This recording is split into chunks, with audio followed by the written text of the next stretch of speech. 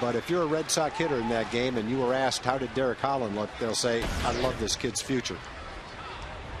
He'll be tested right away. Juan Pierre is a real speedy, real good player.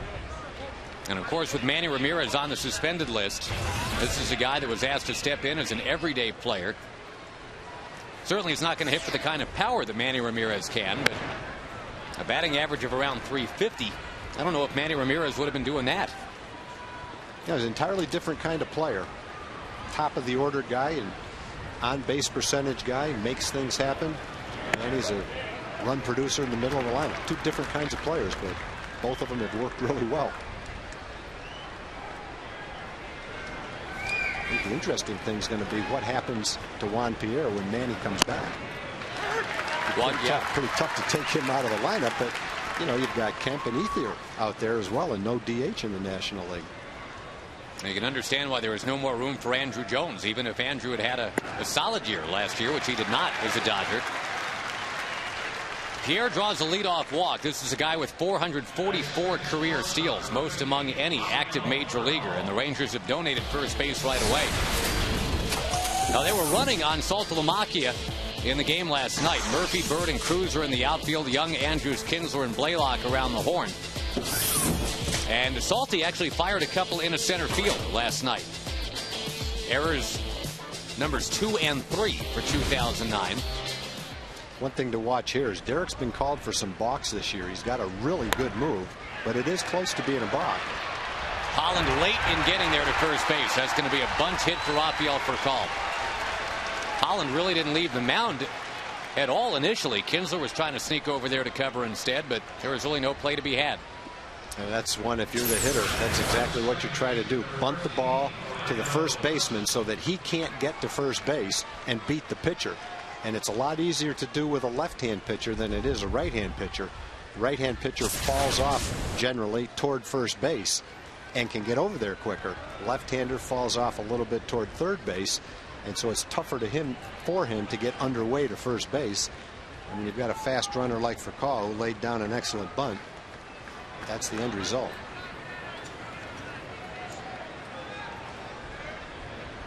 So something to deal with for young Mr. Holland right away. 2 on, nobody out, and there's another bunt. Blaylock will grab this one and tag Orlando Hudson. So a bunt hit, then a sac bunt, and a big-time RBI opportunity for Casey Blake.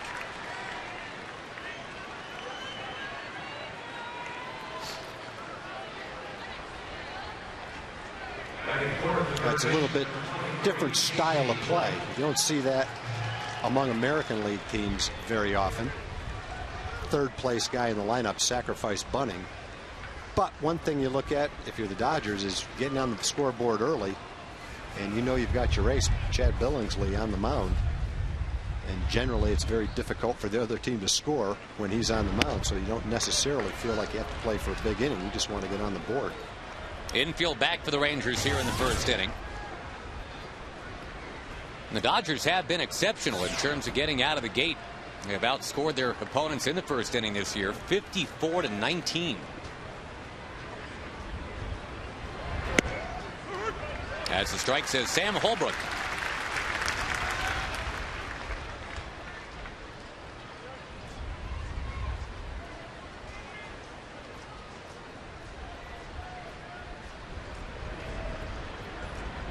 Modest little 5-game hitting streak for Blake.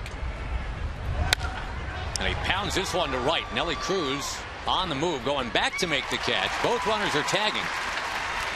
And the Dodgers with a walk and a couple of bunts and then a sac fly lead here 1-0.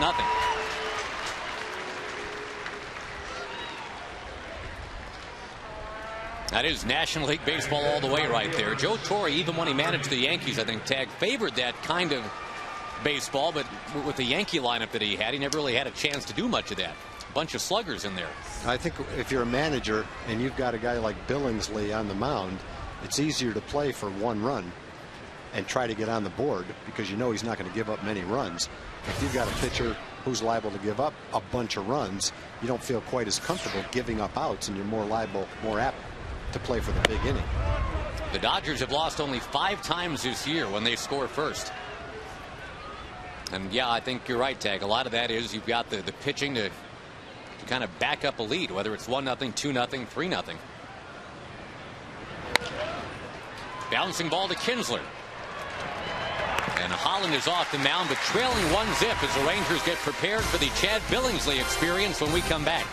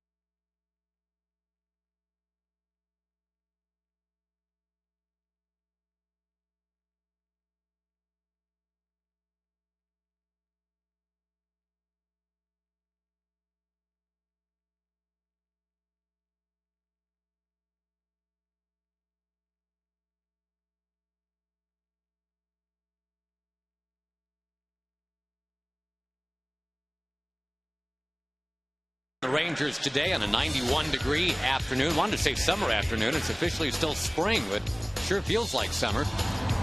Now the Rangers against Chad Billingsley will roll out Kinsler, Young, and Blaylock, followed by Andrew Jones, Nelly Cruz, David Murphy, Bird, Saltalamacchia, and Andrews the rest of the way. The Rangers have been challenged to score runs lately, only 18 of them in their last 7 games, and this is a guy who is stingy when it comes to giving them up. No doubt about it. He's 8-3, solid ERA. His ERA is 5th in the league. A workhorse, 85 innings, more than a strikeout per inning. He struck out 90. Pitched well on the road, pitched well at home as well. Very low slugging percentage against him. And when you pick in the first round and pick a pitcher, this is what you dream of right here. A young pitcher who gets to the big leagues quickly. He was barely 22 when he first got to the big leagues. He's only 24 right now. He's had 2 full seasons and half a season under his belt already. Now, there are a lot of good comparisons between Holland and Billingsley. Kinsler is going to hit one on the ground to second. Obviously, one's right-handed, one's lefty.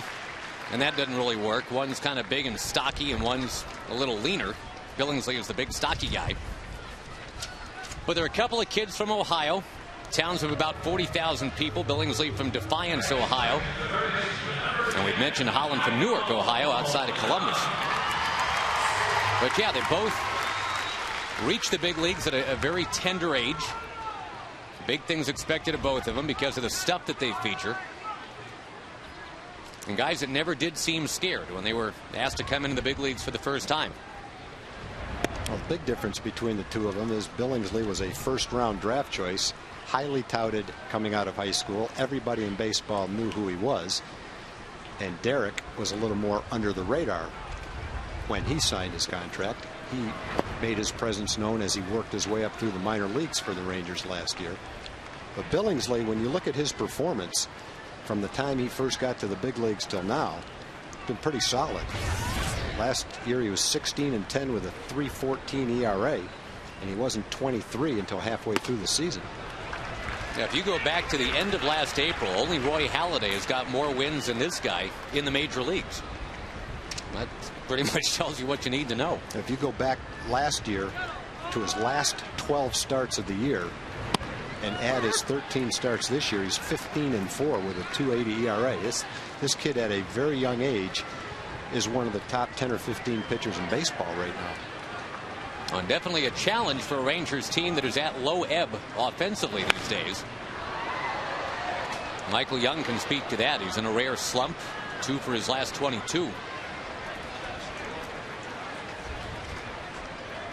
But there's no panic with Michael, and I think that kind of permeates its way through that Rangers clubhouse. It's just one of those things, right? You got to ride it out, and you know it's going to get better. There's a walk.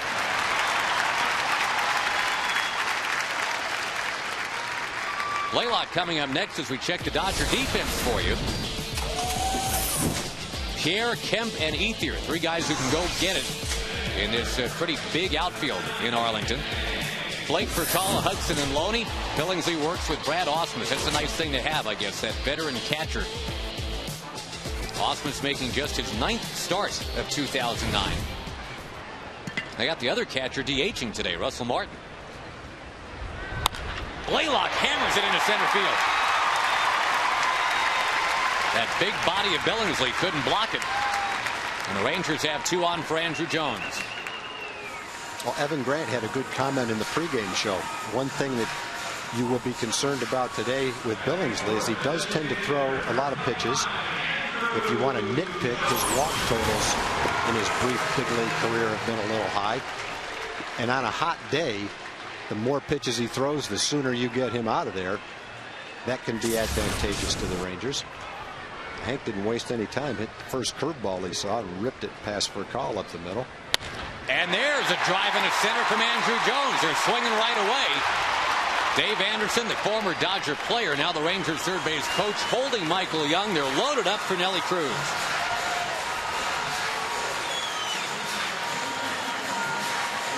Well, so much for working the count. Blaylock first pitch single, Jones first pitch single. Good results, though. That's a pretty good pitch, too. That's a cutter right on the outside corner. And he stayed with it. Righties gave Andrew Jones a devil of a time in LA last year. And he was hardly playing at all against right-hand starters by mid-season.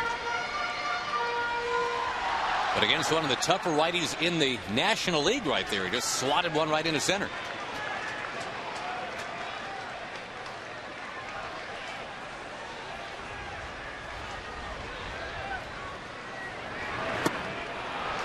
Nelly Cruz, when things were going poorly, and it wasn't a real big stretch where it was going poorly, but a 2 or 3 week period. That's what was happening right there. Sliders and off-speed pitches down and away. And Nelly kept swinging at him. Well, in this situation, Billingsley's going to be looking for a strikeout, and he's liable to see a lot of breaking balls. He's got a really good curveball. That last pitch was his curveball. Seen him throw some cutters. That looks like a good pitch for him. And he is a strikeout pitcher, 5th in the National League with 90 strikeouts. And this is a situation where if you're a strikeout pitcher, you go for the strikeout.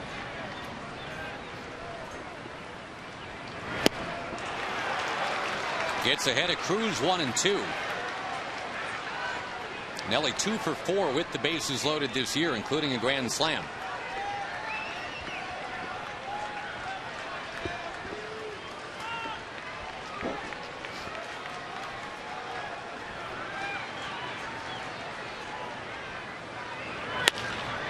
Ground ball near short. Furcal runs to the bag and fires. It's high. What a break. The ball's in the dugout. That's a huge break.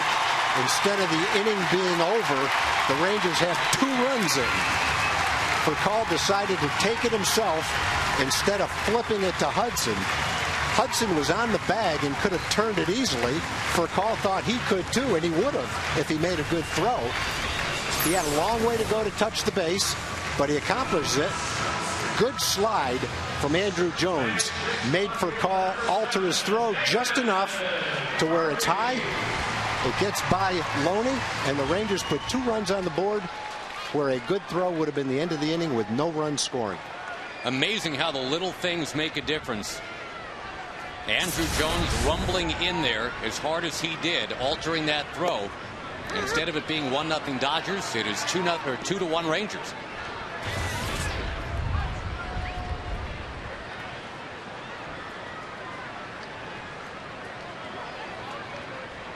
And now it is Derek Holland who will be pitching with a lead going forward.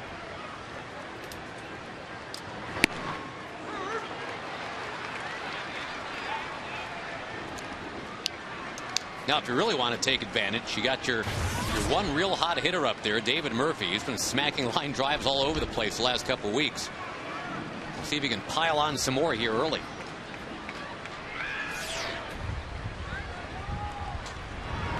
The key to that at bat for Nelly is he got behind in the count. He made contact. You make contact, you got a chance. A strikeout, obviously, you don't have any chance. He made some contact, and something happened.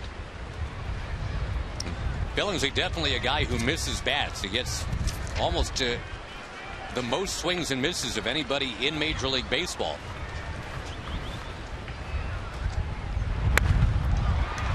Towards third, Blake gobbles it up.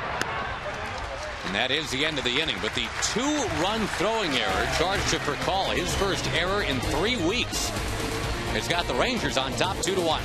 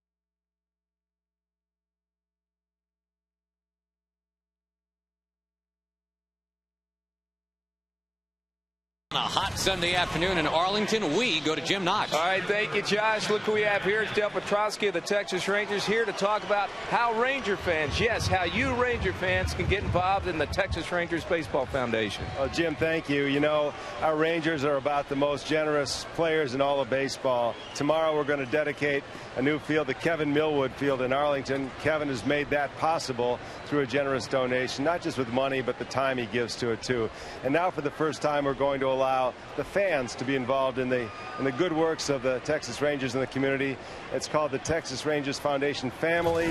You can join for $25 and go online to the TexasRangers.com site and go to /membership. And you can get in for $25, and we'd love to have people who want to help the Texas Rangers do good things in the community. It's a great organization. It's people making a difference in the community. Why don't you give the website one more time, Dale? TexasRangers.com/membership. There we go. Should be pretty easy. All right, appreciate it, Dale. Good seeing you. Thank you, Jim. We'll see you around the park, Josh. All right, Jim, thank you. Thank you, Dale. Yeah, Kevin on the off day tomorrow. We're getting the ribbon cutting underway. And he's got the big start coming up against the Astros on Tuesday. What a battle that should be. Millwood against Wandy Rodriguez. Millwood with a 2.7 ERA. Rodriguez 2.8. And another Rodriguez to mention in that Houston series, obviously, tag is Pudge Rodriguez. Right now he's 2 games away from passing Carlton Fisk for most games caught in Major League history.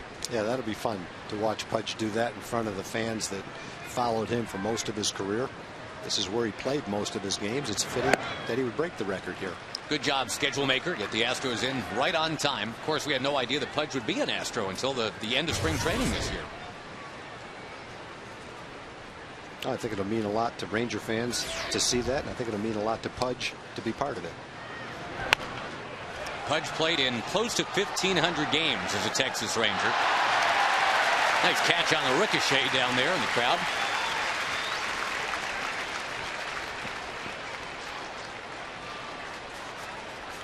Jim Sundberg and Pudge Rodriguez combined to catch just a couple shy of 3,000 games for this franchise.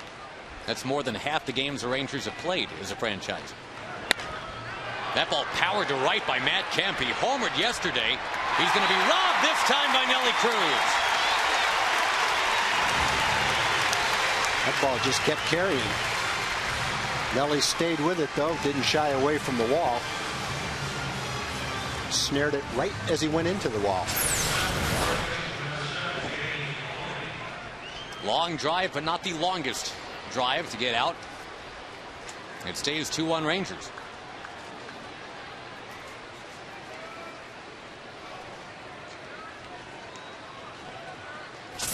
Thankfully, there is some give in that wall out there. Best give is in the scoreboard wall in left field. That's one David Murphy boinged off of and went about 2 feet into it and bounced back into the warning track earlier this season. Oh, sweet. It looked like he was in the movie The Matrix. I know. Loney chops one foul right at the plate. I want to thank Cindy Frizzell for the nice batch of cookies. I saw you sampling a couple of those today, Josh. Absolutely. Very nice, Cindy. Thank you very much. And also a birthday wish. Taylor Cope is 13 years old today. Happy birthday, Taylor.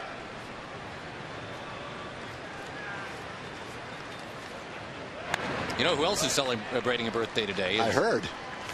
The great one. The great John Blake. The Rangers PR maven is celebrating with carrot cake as we speak. Carrot cake. I might have to go get a piece of that carrot cake. Well, John is doing his level best to make sure. Better get there quick. There won't be any left by the looks of it. Wave and a miss, and down goes James Loney. 95 miles an hour with that fastball. You see how impressed John Blake was with that. I think John Blake is more impressed right now with the carrot cake. Good location with it, too.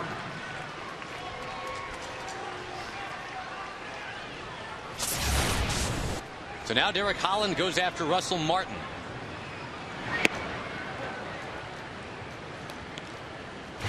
Now Holland was asked to attack right-hand hitters pretty much right out of the gate as a Ranger. Remember, he came on with the bases loaded in his big league debut. Had to face Scott Rowland.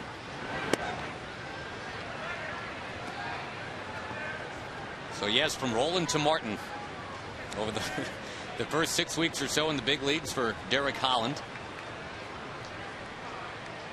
Martin doesn't have a home run yet this year, but he's highly capable of hitting him out. It's not quite the David Ortiz power drought. Well, you know, he's averaged about 14 or 15 home runs for his 3 years in the big league, so none. That's an outage for sure. Last year by this time he had 8. Taking under the hands for a strike. It's tough to project none. I know. You know, you don't get much more. He's got 0 right now, and at this rate, Tag, he'll never hit another one. He's on pace for 0.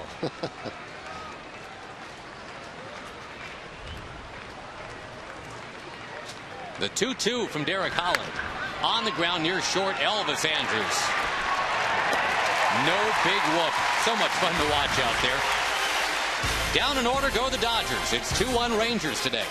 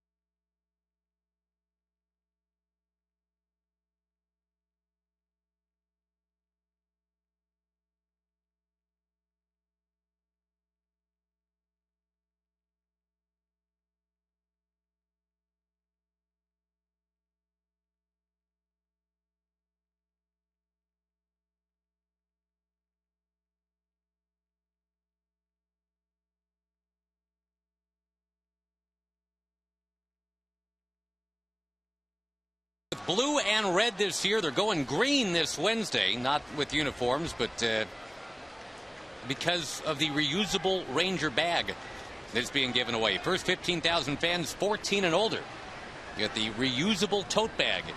972 Rangers, the number to call for tickets, or you can go online, TexasRangers.com. If you're a Dodger fan, it's all about blue. Think blue, they say. In fact, they put that out on the horizon, out on the hills at Chavez Ravine for a couple of homestands a year. Great big block letters, just like the Hollywood lettering in the Hollywood Hills. So you really can't miss it. It reminds you to think blue. I always thought that was kind of Big Brother. You know, I mean, I'll think blue if I feel like thinking blue. Don't tell me what to do. Might not even like the Dodgers. Right. Marlon Byrd fouls one back in the crowd. Would you say the Dodgers are a likable franchise? You know what? I have to say they really are. I think so too. I think right from the classy uniforms to their current group of players, just nice guys top to bottom. Joe Torre is a manager, class act all the way. Yeah, it's tough not to like the Dodgers with Walter Alston, Tommy Lasorda. Well, and Vince Scully in the booth. Scully, yeah, I mean, they're a classy organization. They actually took a little bit of criticism from the cynics a couple of years ago. They were so actively, I guess, kind of promoting the fact that there have been so many glory days. You know, they would run out all of the great memories of all the great Dodger teams. Bird down on strikes. Marketing memories, essentially. And the fans, some of the more cynical ones, said, well, yeah, I mean, we loved when Gibby hit the homer off of Eckersley, and we love the stories about Roy Campanella and the boys this summer, but how about you guys win some games right now? And that is the only drawback to selling the then as opposed to the now. You don't want to come off looking like Al Davis and the Raiders. You know, the team of the decades stuff rings a little hollow when you've averaged 4 wins a year since your last trip to the Super Bowl. Well, sports really is a what have you done for me lately business. Yep. There's no doubt about it. Well, and towards that end, the Dodgers made the playoffs last year, won a playoff series against the Cubs. This year, they've got the best record in baseball. So brought in Joe Torre. That's been very positive. They got a good young team. They got a young rotation with Billingsley and Kershaw. They should anchor that rotation for many years to come. That's a pretty good start for sure. Kershaw, of course, a Highland Park product. He got a tour of the new Cowboys Stadium the other day. He was pretty pumped up about that. Ground ball from Saltalamacchia to first. No, I'm with you. I mean, the Dodgers, and you know, a lot of their history is before my time. But I mean, if you're a purist, if you're any kind of baseball historian, Pee Wee Reese and Duke Snyder, Walter Alston, of course. If you're into pitching, you got Sandy Koufax and Don Drysdale. Yeah, you'll really like the Dodgers if you go back and watch that HBO special that they did about the Dodgers a couple of years ago, about the history of the Dodgers and the move to Los Angeles. I think it was two-hour shows. If anyone likes that kind of show, I'd look for that and watch it because it was great. It showed the players back at Ebbets Field and how they were average guys, part of the community, next door neighbors. They weren't segregated from the community. They shopped in the same stores. The wives grocery shopped at the same places. They were friends with the people in the community. Really interesting story about the Dodgers. Andrews smacks one into the crowd.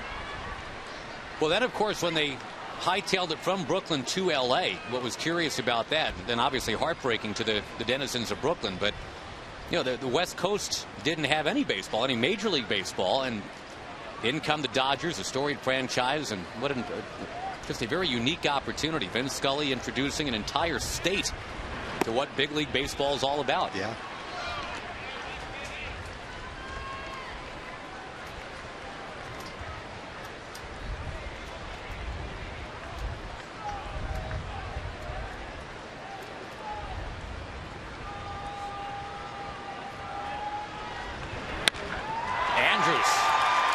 Right center. That ball jumps a little bit. Matt Kemp drifting. He has got it. And the Rangers turned away here in the second. They've got a 2-1 lead at the end of 2.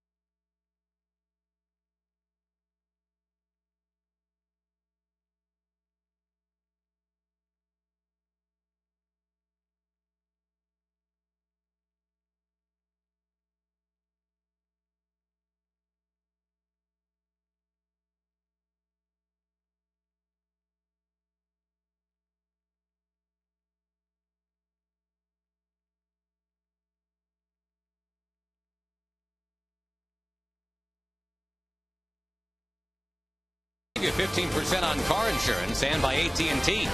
Switch to the nation's fastest 3G network. AT&T, your world delivered.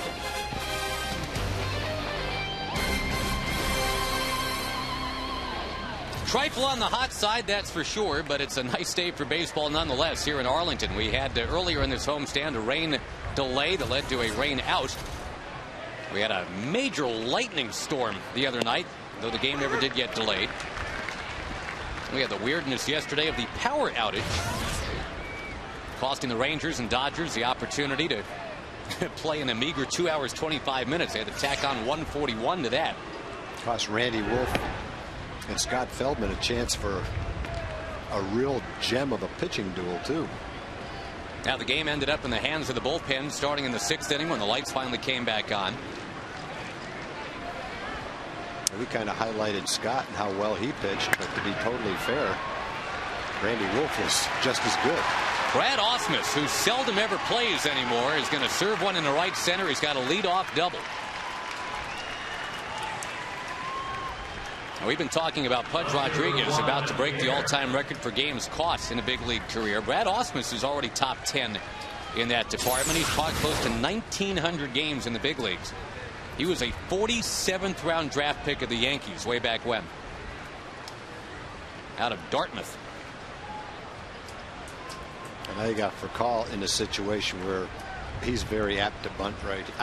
Pierre, where he's very apt to bunt.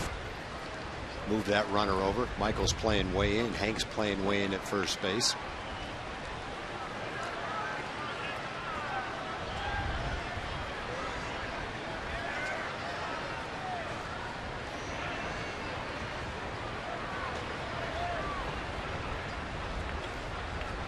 Native of Louisiana, Juan Pierre, with Ausmus the base runner.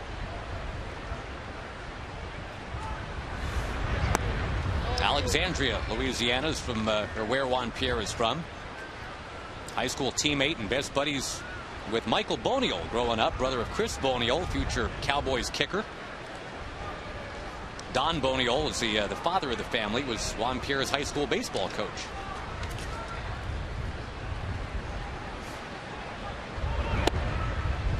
Outside, 2-0.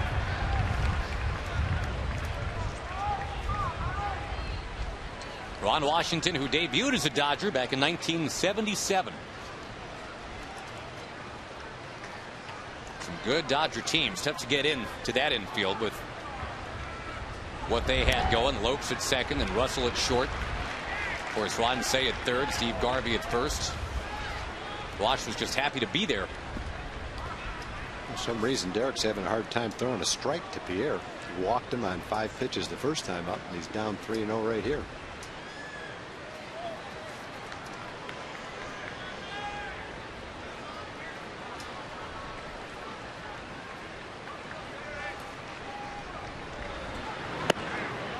Misses again. Mike Maddox will head on out to the mound to talk to Holland.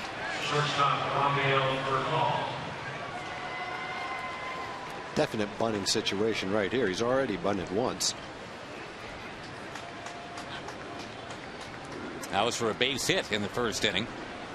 As you said, Tag, with Holland kind of falling towards that third base side of the mound. When Furcal pushed a bunt up near first, that was a problem for everybody. Yeah, it's a little bit more dangerous to do that now, though. If you bunt it hard to the first baseman can pick it up, throw to third base, and get a force out at third base. So it's a little bit different situation right now. Ideally, if you're going to bunt right here, you bunt it to third base, and you avoid that situation. Hank's way in at first base. So is Michael. They're anticipating a bunt. I hope he does bunt the same ball because we're going to force out at third base.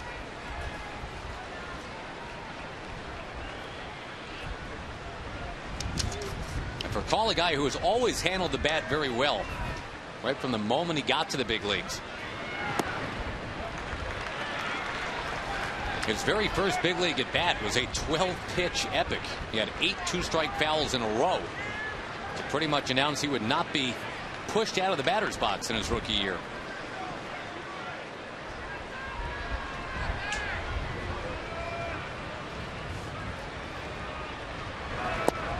Boy, really unusual for Holland. He has now thrown more balls than strikes.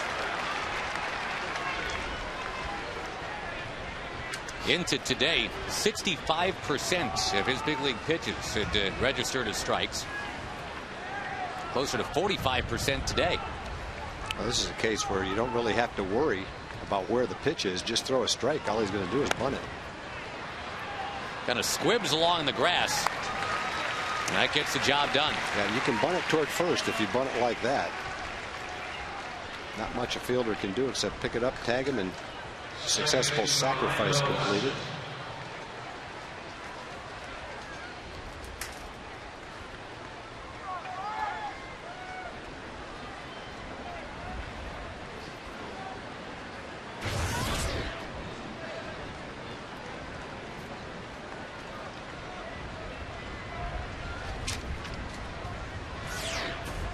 Now he's got to face a guy who is 4th in the National League in hits, Orlando Hudson.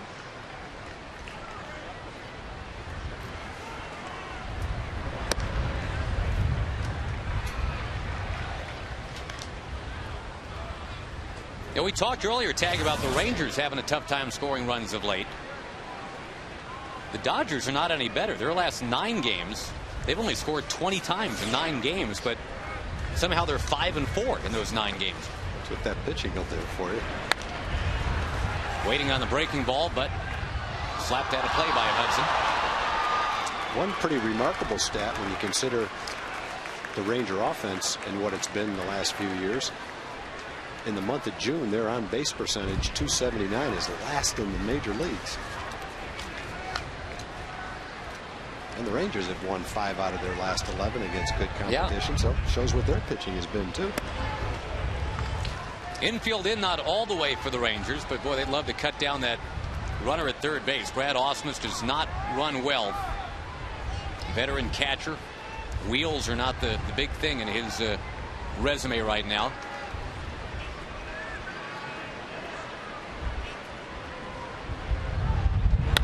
Ground ball. Elvis Andrus is coming home. And they've got Ausmus in the rundown. Just run him back. Yep, Salty just bangs into him. It is now 1st and 3rd, 2 out. And that's the play. That's not bad base running. That's the play. 2nd and 3rd, they're going on contact. If they stay where they are, Elvis throws to 1st and it's met on 2nd and 3rd. You try to sneak a run in. Maybe it's a bad hop. Maybe it's a bad throw. Maybe you steal a run. If you don't, the only thing that's happened is now it's 1st and 2nd, 1st and 3rd instead of 2nd and 3rd. You give up a base. There's going to be an out one way or the other.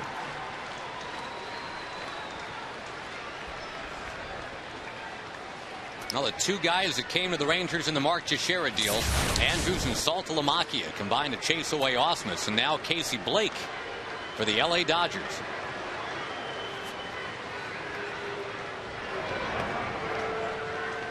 You talked earlier about Holland, and that wasn't a good move right there. That was just kind of a calling card. But yeah, here's where you're right, and you got to be careful right here, because if you balk now, it's a run. Right. Now, you do want to keep that runner, Orlando Hudson, close if you can, but not at the cost of a balk, or even something that looks like a balk. This is an umpiring crew that has not seen Derek Holland yet.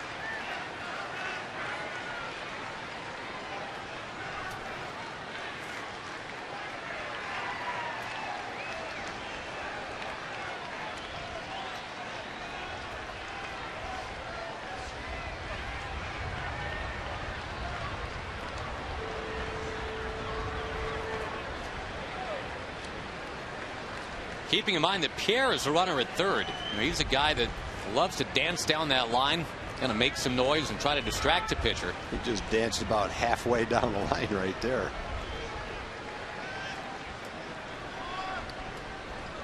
Pierre creeping towards the plate from 3rd. And the pitch from Holland is high to Blake. Well, this is something, this is a good experience for Derek right here. Pitching with men on base, guys that can run, trying to keep them close, trying to get out middle of the order hitters. All part of the learning process. Scrapes the corner, 2-1.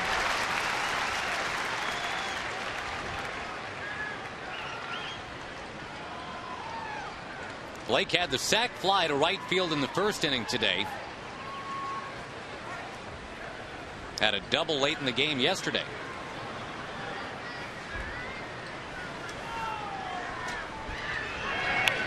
Fouled back. Now it's 2-2.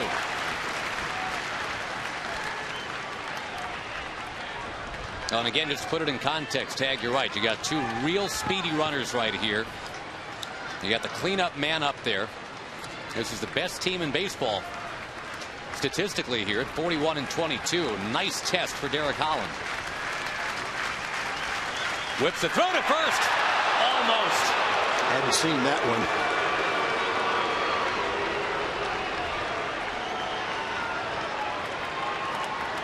Hudson scrambling back. Someone with a little less quickness would have been out. 2-2 to Casey Blake. We'll do it again. I think the other part of this dynamic here, Tag, is that year after year, Blake is right among the league leaders in terms of pitches seen per at bat. He's the guy that will give you an absolute battle. There's that move again.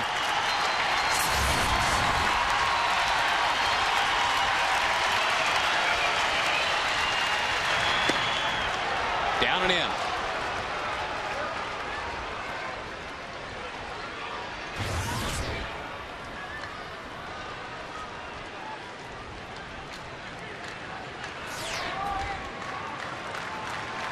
Hudson will be moving off of first.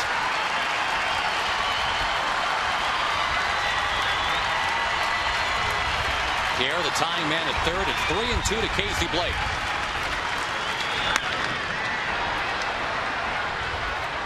And as we said, he is not a guy that goes away easily. One.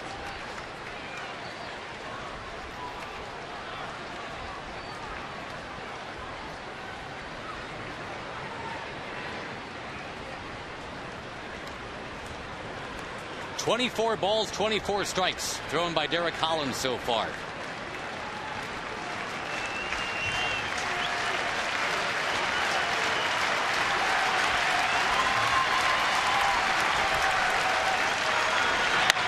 A smash to left by Casey Blake.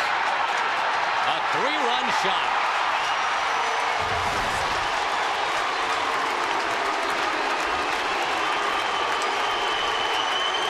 He has driven in all 4 Dodger runs today. The cleanup man cleans up. He's been fighting off the fastball the whole at bat. Probably 3 or 4 times with foul balls back. So he'd seen a lot of fastballs. And that time he got a fastball in a location he liked. Pretty much right down the middle of the plate. And he took advantage of it.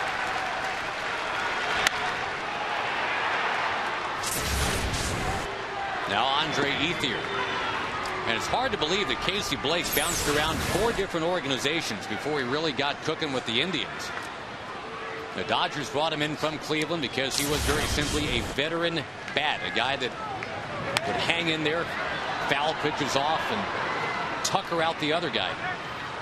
Here's a game where it's a good example of, as time goes on and Derek's other pitches develop, he'll have another pitch to get Blake out with in that situation. Right now he's kind of locked into his fastball.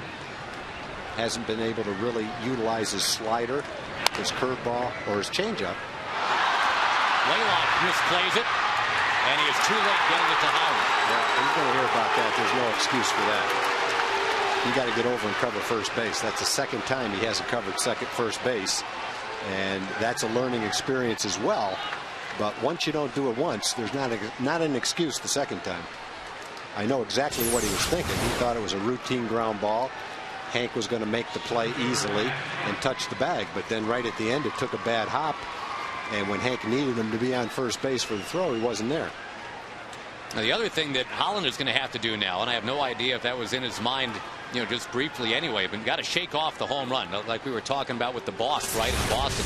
He admitted that he kind of let that get to him. Runner goes, and well, here's another example right there. Wasn't really paying any attention to the runner, and Ethier real easily gets down in there to second base.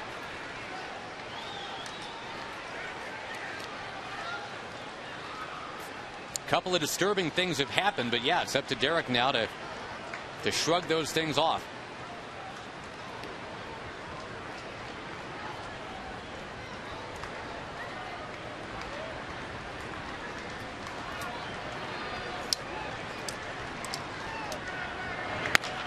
To right field this time. Nelly Cruz is over, and Matt Kemp is out. But Casey Blake, a 3-run homer on a 3-2 pitch. It is 4-2 Dodgers.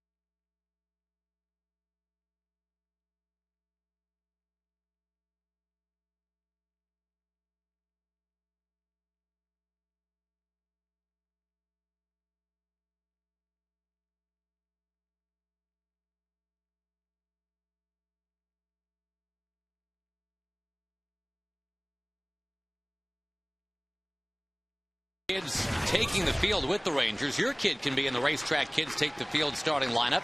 Winners get 4 tickets to the game, a ball signed by a Rangers starter. Kids between 5 and 13 can sign up at Racetrack whenever Rangers captain makes an appearance at Racetrack. And you can access his schedule by going to TexasRangers.com. Time for the Rangers to reload. Top of the order is up. The Dodgers lead 4-2. Casey Blake has all 4 runs batted in today for LA.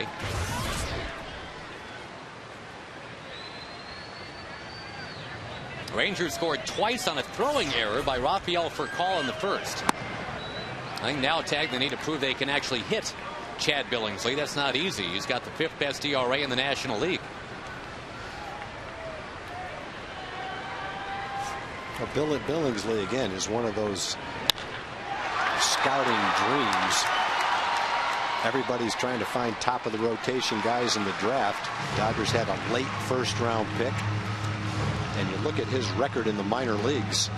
He pitched 405 innings as a high school kid, struck out 460 in 405 innings. He was 35-17 with a 3.18 ERA. So not only was he a young developing pitcher, he was having huge success. Dominated every level he ever pitched at. Every ERA he had was below 3 in the minor leagues, or right at 3.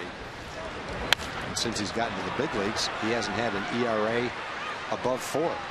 All 3 years it's been below 3. Last year again he was 16-10. Year before that he was 12-5.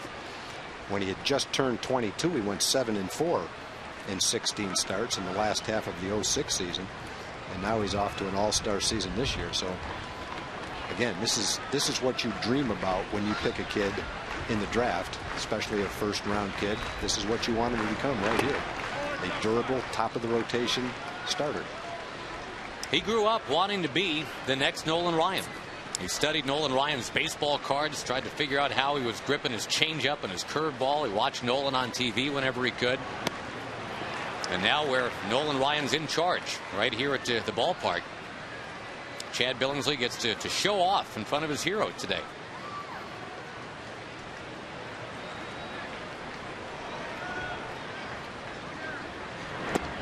He is going to bend one in and strike out Michael Young. Yeah, he's got an above-average fastball, a well above-average curveball, and a hard cutter that he throws. Good assortment of pitches. Here's a curveball. Drops in at the top of the strike zone. Tippy top. Right near the top, anyway.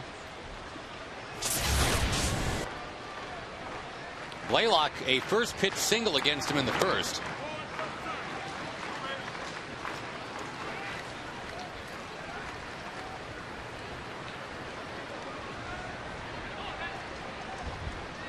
Saltalamacchia talking with Holland, trying to regroup, heading out there for the next inning.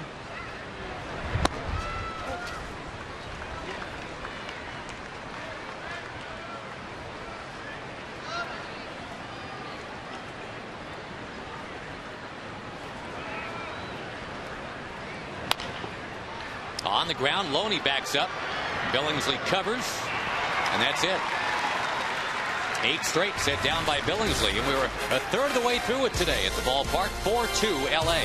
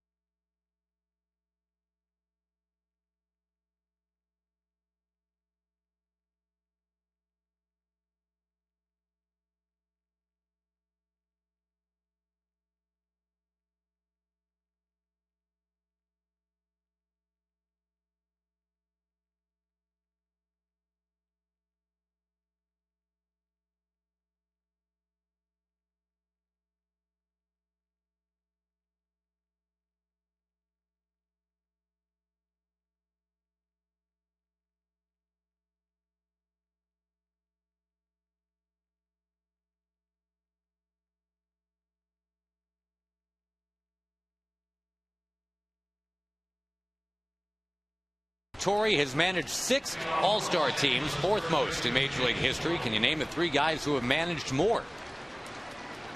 Answer coming up in the bottom of the inning. Joe Torre is very close now to being 5th on the all-time list for managerial wins in the big leagues. 2 shy of Sparky Anderson.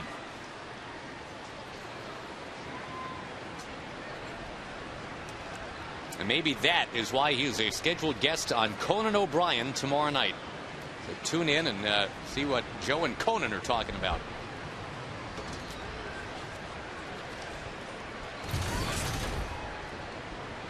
Or not. We really don't care either way, but it's a public service. We're letting you know that Joe's on the show.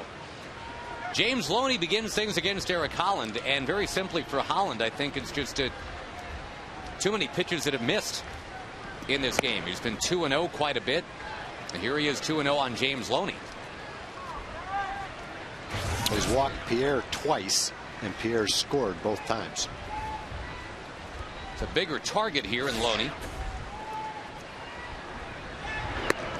The Loney's a guy, I mean, for the fellow that can hit with power, he's one of those guys tagged that has about as many walks as strikeouts. Mm-hmm. Yeah, he's more of a Lyle Overbay, Mark Grace kind of guy. Yeah. Not really a home run hitter. Now it's another 4-pitch walk, and again, Holland, one of the things we marveled at when he got to the big leagues is how many strikes he was throwing. But in this game, it's even Steven. 29 balls, 29 strikes.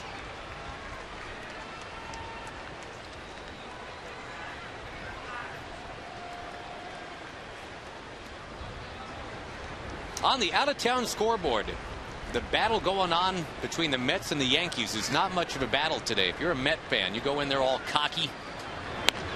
You are revisiting your stance, because today it is Yankees 15 and the Mets nothing. It was 13-0 in the fourth. It is now 15-0 in the seventh. Also, the Orioles have a huge lead today. That on the Atlanta Braves, 11-1. Pair of home runs for Ty Wigginton.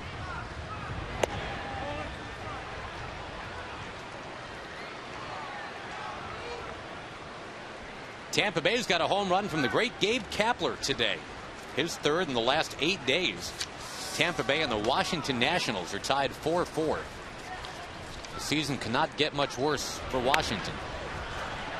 Right now the Nats are 16-44. They're having all kinds of issues everywhere they turn, Tag. They've already had 10 games either rained out at home or delayed more than 2 hours at home. Wow. The last time they restarted a game at home, they said there were about 100 fans when they got the game restarted.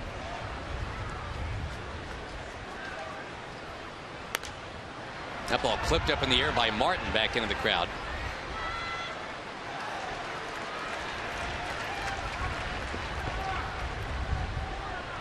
Royals lead the Reds today 5-1. A 4-run third inning for Kansas City. You see that Luke Hochevar had the complete game the other day with 80 pitches. That. Remarkable. That's what the Rangers are talking about. You want deep into the ball game and not too many pitches to get there. An 80-pitch complete game. Someone had a 79 or 78 complete game within the last few years. I think it was Aaron Cook, maybe in Colorado. Yeah, I think you're right. Boy, nowadays 80 pitches, you might be in the fourth or fifth inning.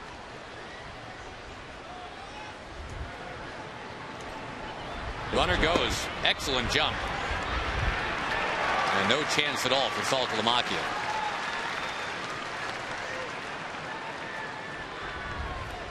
Loney, for a big guy, runs pretty well. It's his 5th steal of the year, but he just simply had that one stolen on Howard.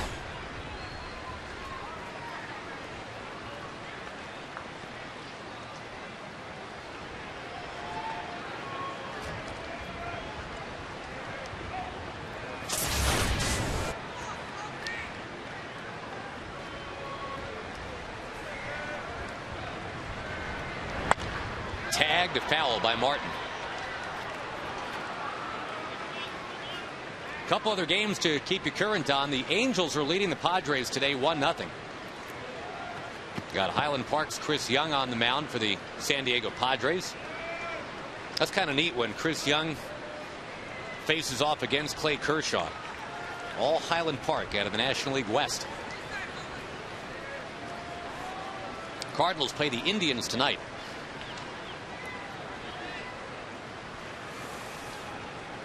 Marlins beat the Blue Jays 11-3. That one's already over. Brian Talent, the guy that held the Rangers to 2 hits just 5 days ago. Well, Florida had 18 hits in that game.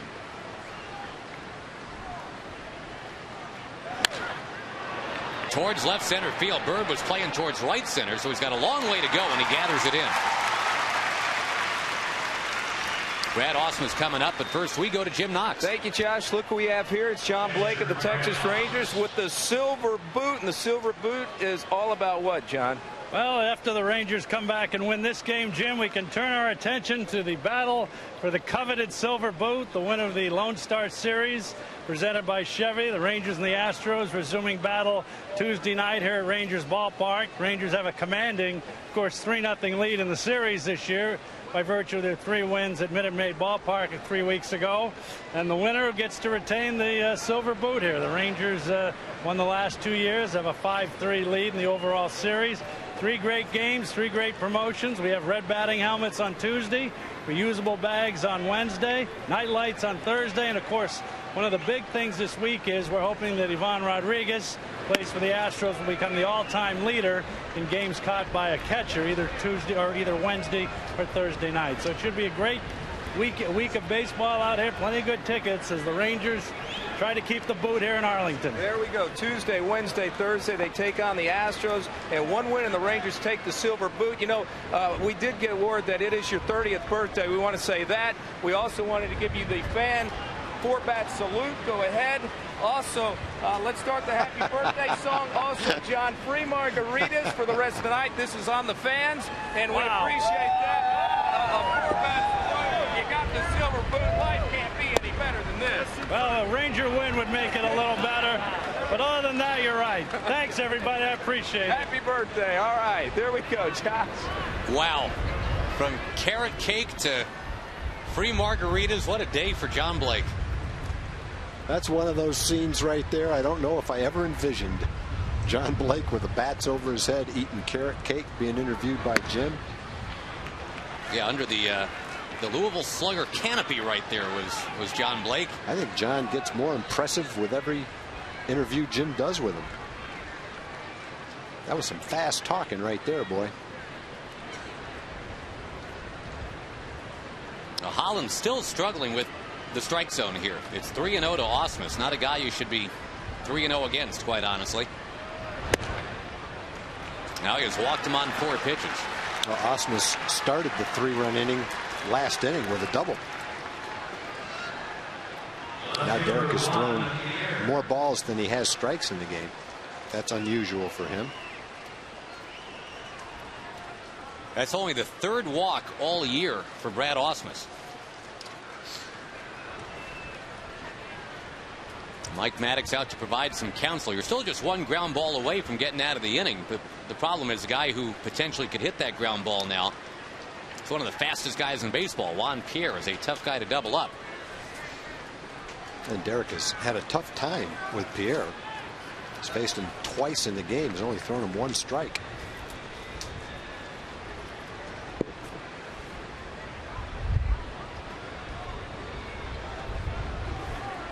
Cornermen in a little bit. And again, Pierre will look at ball 1.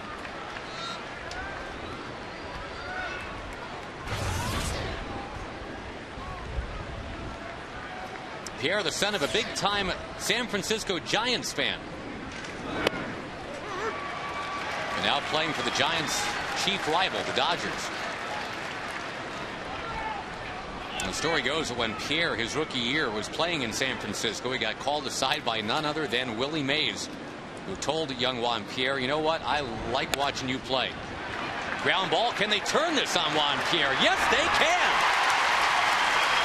It helped that Pierre stumbled out of the box. But the Rangers will take it any way they can get it here. You needed that quick end to the inning. And there it was. It stays 4-2 Dodgers.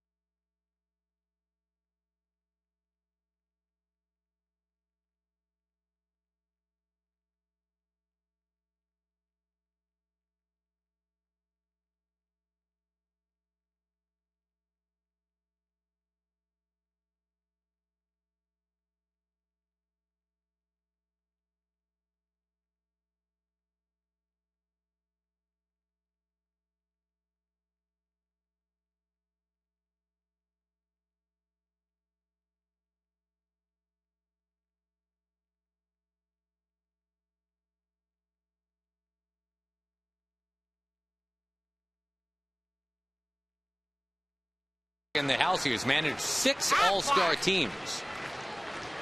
Casey Stengel, 10. Is at the head of the class. And out of his mouth came more great quotes that people have recycled than maybe any other baseball person besides Yogi Berra. Joe Torre, not quite the quote machine, but boy, he's got very soon the 5th most wins in history in the major leagues in terms of managing baseball games. 2 away from Sparky Anderson for number 5 right now. Connie Mack is safely at the head of that list. 3,776 wins. Joe Torre has to be a first ballot Hall of Famer, don't you think? I would absolutely think so. I mean, just as a manager, he's got to be, let alone his excellent playing career. Yeah, people, I guess from my generation anyway, sometimes forget that Joe Torre was a darn good player. Oh, yeah. He's just not a guy that was also a player. He was a front-line player. Oh, he's been a manager of the year and an MVP. The St. Louis Cardinals in 1971. Andrew Jones launching left field against the Dodgers, a team that waved him bye-bye. This ball is bye-bye.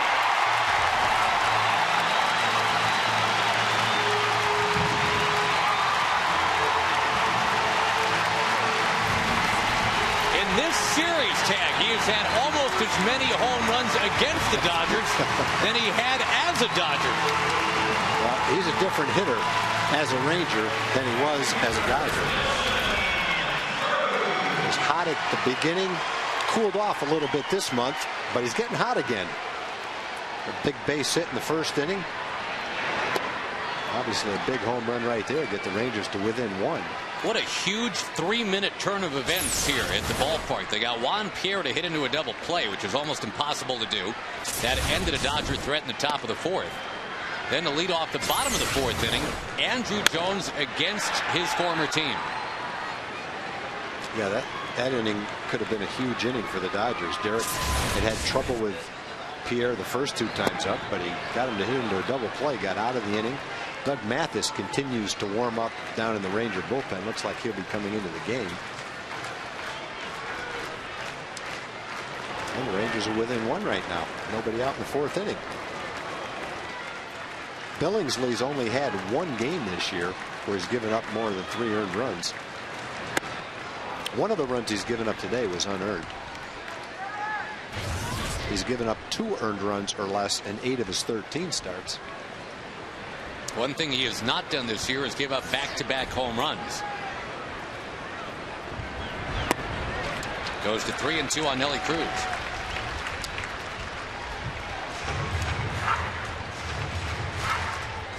Well, Andrew Jones reminding everybody that he's still only 32 years old. He's got some baseball still to be played in his career. Cruz down on strikes. Andrew 2 for 2 today, including the home run. And again, last year, there's probably a dozen reasons and or excuses you can go to explain it. But Andrew Jones, one of the things that you like about him, he's a bottom line guy. He understands that the bottom line was he was not good as a Dodger last year. Wanted a place with a fresh start, a clean slate. He goes 2 time zones away. He goes to an entirely different league. Longtime National League guy becomes an American League guy. And his career is being resurrected.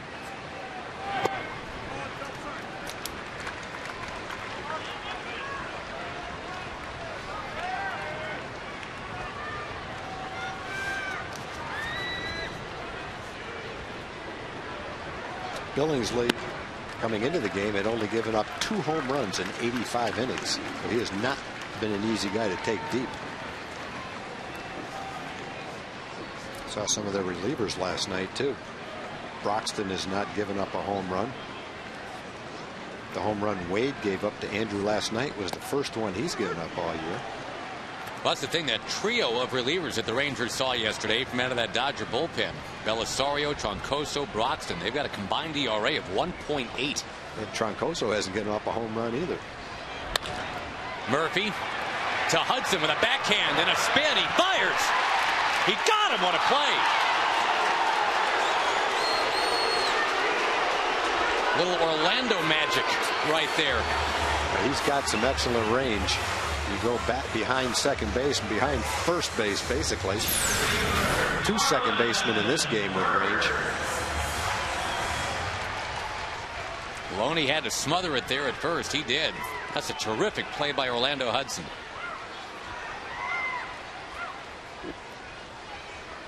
Like Loney just barely kept his foot on the bag, too.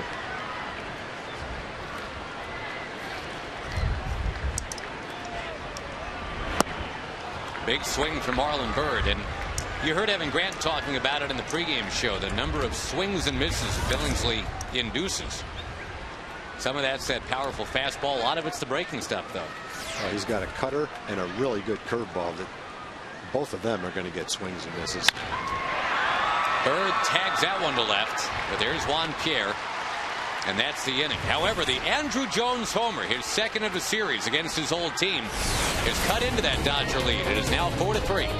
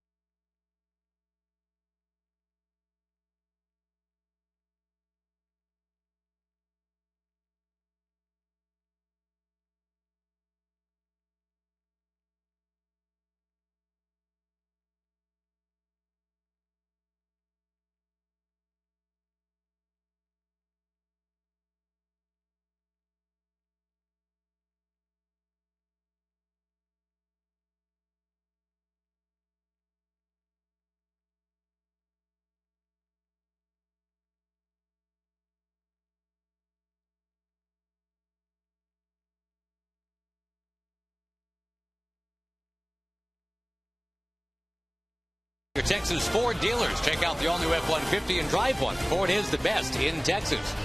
By Aflac, we've got you under our wing. And by Whataburger, just like you like it. 4-3 ball game right now. We're in the 5th inning. And a chance for Derek Holland to kind of reestablish something right now. It has not been the kind of game that I'm sure he's real thrilled about right now. Just too many counts of 2-0 and 3-0, but he comes out firing here. He's at 0-1 to Rafael Furcal. Nelson Cruz towards the line, reaches out, makes the catch, and we're following up on the double play induced by Holland and the 4th. This will be a real nice statement to make if he can slice and dice and get right through it in the 5th. Well, he got Furcal on a curveball right there. He's had a little bit of a problem today with his pitches other than his fastball. Changeup, slider, curveball. Just started throwing a curveball 2 or 3 starts ago. In the minor leagues last year, his fastball, changeup, slider. But I think the curveball can be a good pitch for him. He reintroduced that curveball against, of all teams, the Yankees. Blaylock with a dive, he couldn't get it. Orlando Hudson nails it into the right field corner. Now, he's been a tough out today, but the toughest out is coming up next. That's Casey Blake, and the question is, will Holland be allowed to face Casey Blake? He's already got 4 runs batted in this afternoon. But Doug Mathis was throwing, evidently not throwing to come into the game. And Holland's only at 75 pitches. Trainer's going to go out and look at Hudson. Not sure what happened to him.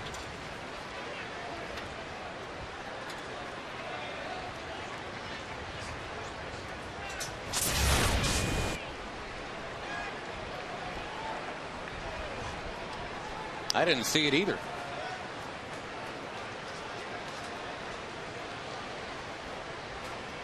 Todd Tomsick, the assistant athletic trainer.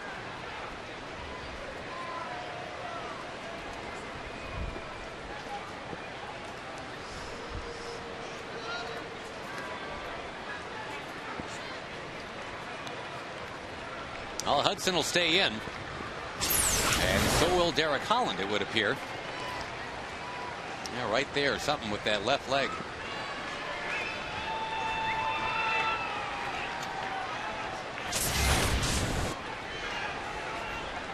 Is that a cramping possibility on a day like today, as hot as it is out there? Could be.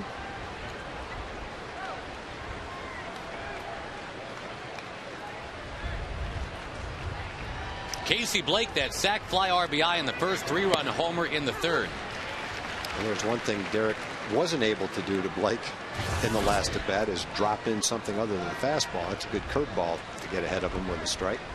It was an 8-pitch at bat last time, and that 8th pitch was a fastball that was very much to Blake's liking, just above the belt.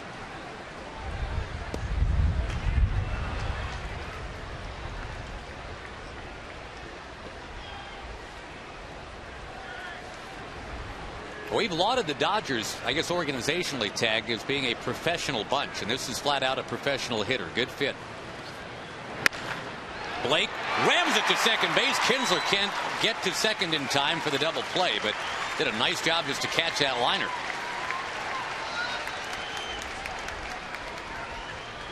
Now if Holland can get Andre Ethier, he is through the 5th inning.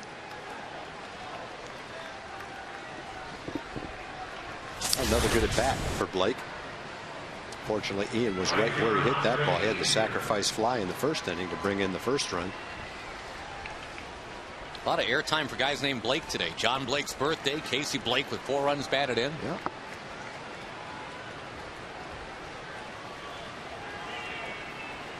Hopefully there'll be some good news with Blake Bevan.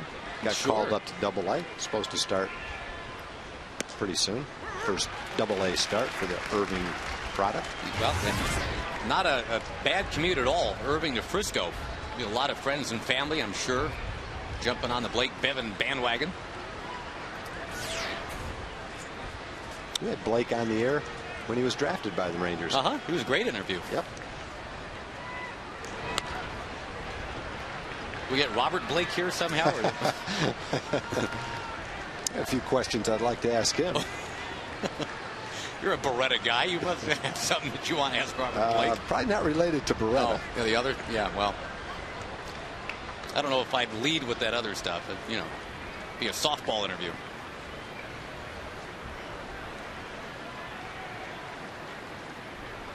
Speaking of which, Evan Grant will be on our air momentarily. See if Kinsler can cut this one off. The backhand fires. Safe at first is Ethier. Just couldn't get enough steam on it. Ethier runs very well. Runners at the corners, 2 down, and Matt Kemp will be the batter.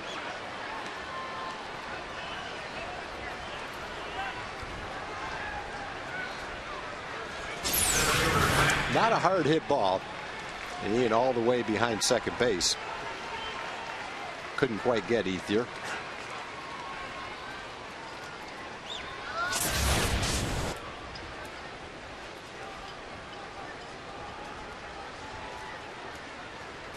Kemp has hit 2 deep fly balls to right today. And homered to left in the game last night. First one's a strike, and good to see Holland get ahead of some Dodger hitters. He's been doing that here in the 5th inning.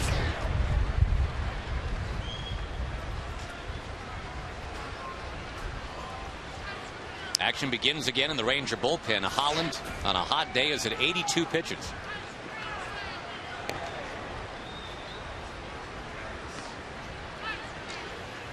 And again, you have that risk reward thing right now. He's got that great move to first, but if he's called for a balk, the run comes in from third.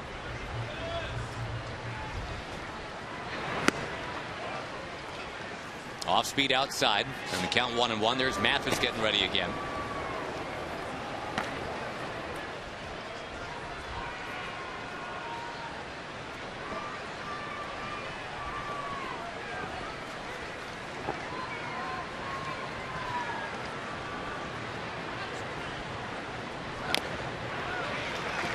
with the fastball. And again, it's just good to see Holland ahead in the count.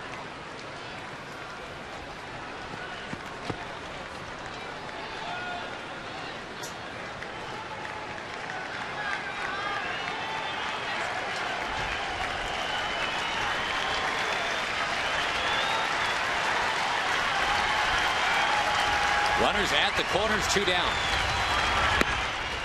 Upstairs, 2 balls, 2 strikes.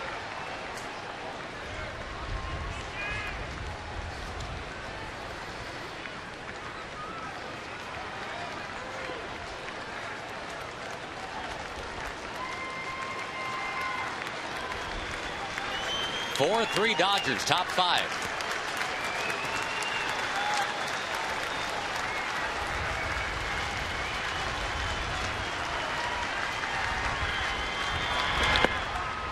Count goes to 3-2. Loney on deck.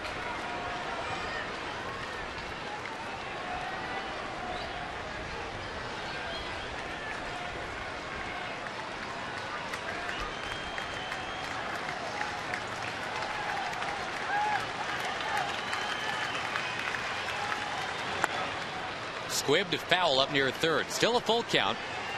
That was a good sign right there. Something other than a fastball to a guy who had a big home run in yesterday's game on a 3-2 count. Nubbed that off-speed pitch right off the end of the bat. Kemp having a very solid season. 300 batting average, 35 runs batted in.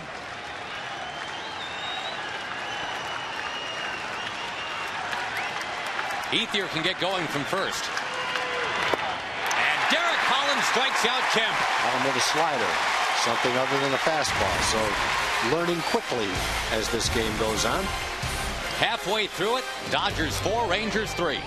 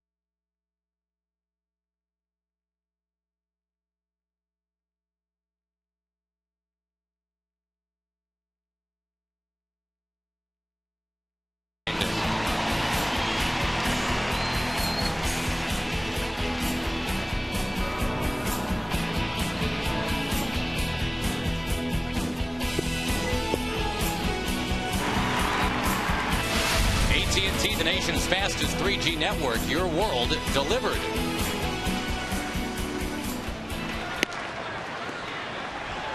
Holland against Billingsley, the pitching matchup today, and a very intriguing one at that. We've been talking about it pretty much all day. Billingsley continues on the mound. We're not sure if Derek Holland will or not. Saltalamacchia will bloop one, shallow left. Over the shoulder catch for Casey Blake, who's doing it all today. We bring in Evan Grant. You know him from a D Magazine and Rangers Live after the ball game. Of course, before the ball game, too. Nice job scouting out Mr. Billingsley, and not as many swings and misses as maybe we thought we would see. The Rangers hanging in there, making some good contact, but they're trailing. Well, yeah, I mean, to me right now, the story of this game has been Holland's kind of command problems. He's looked very much the part of the inexperienced rookie out there today, a guy who's still trying to feel for it a little bit between the fastball command and get a feel for his off-speed stuff. Now, we were talking about Billingsley, a guy that, there's Andrews with a bunt, making Billingsley field his position, and he wings it over there to get him. Billingsley was a guy that at 22 was in the big leagues and kind of had to ride the roller coaster for a bit, but boy, at 24 turning 25, he is solid. Yeah, and I think if you identify talent and you know guys' makeup and you know how he's going to react, or feel like you know how he's going to react to the tests that are inevitable in the big leagues, then if you can ride out the storm for the first 2 or 3 years, you're going to have something special. And just based on what the Rangers have done with Derek Holland, when he was in the bullpen, 3 of his first 5 appearances came with the bases loaded. Now, 3 of his first 4 starts are against the Yankees, Red Sox, and Dodgers. Right. They believe in this guy. Rangers are within a run right now. Andrew Jones a big part of that. How about that? How about Andrew Jones with a pair of home runs in this series? Well, and I know he said locally that there's no animosity towards the Dodgers, but if you read in the LA Times, he certainly has his issues with Frank McCourt. So I think there's a bit of sweetness for Andrew in that.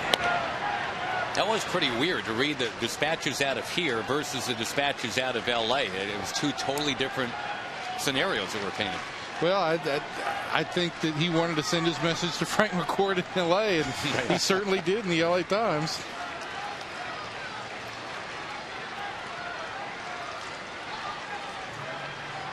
Two and one, the count to Kinsler. And a towering pop-up. Wow, is that up there? Ausmus gives it a look. Reaching for it, but it's unattainable. Well, in the days before the net, he could have caught that ball if the fans let him. Now, if you're a fan in the first row, are you womping away on Brad Ausmus if you can? Through the net? Yeah. As he came over there? Probably not. You mean like fire a drink in his face as he gets over there? Nah, bad sportsmanship.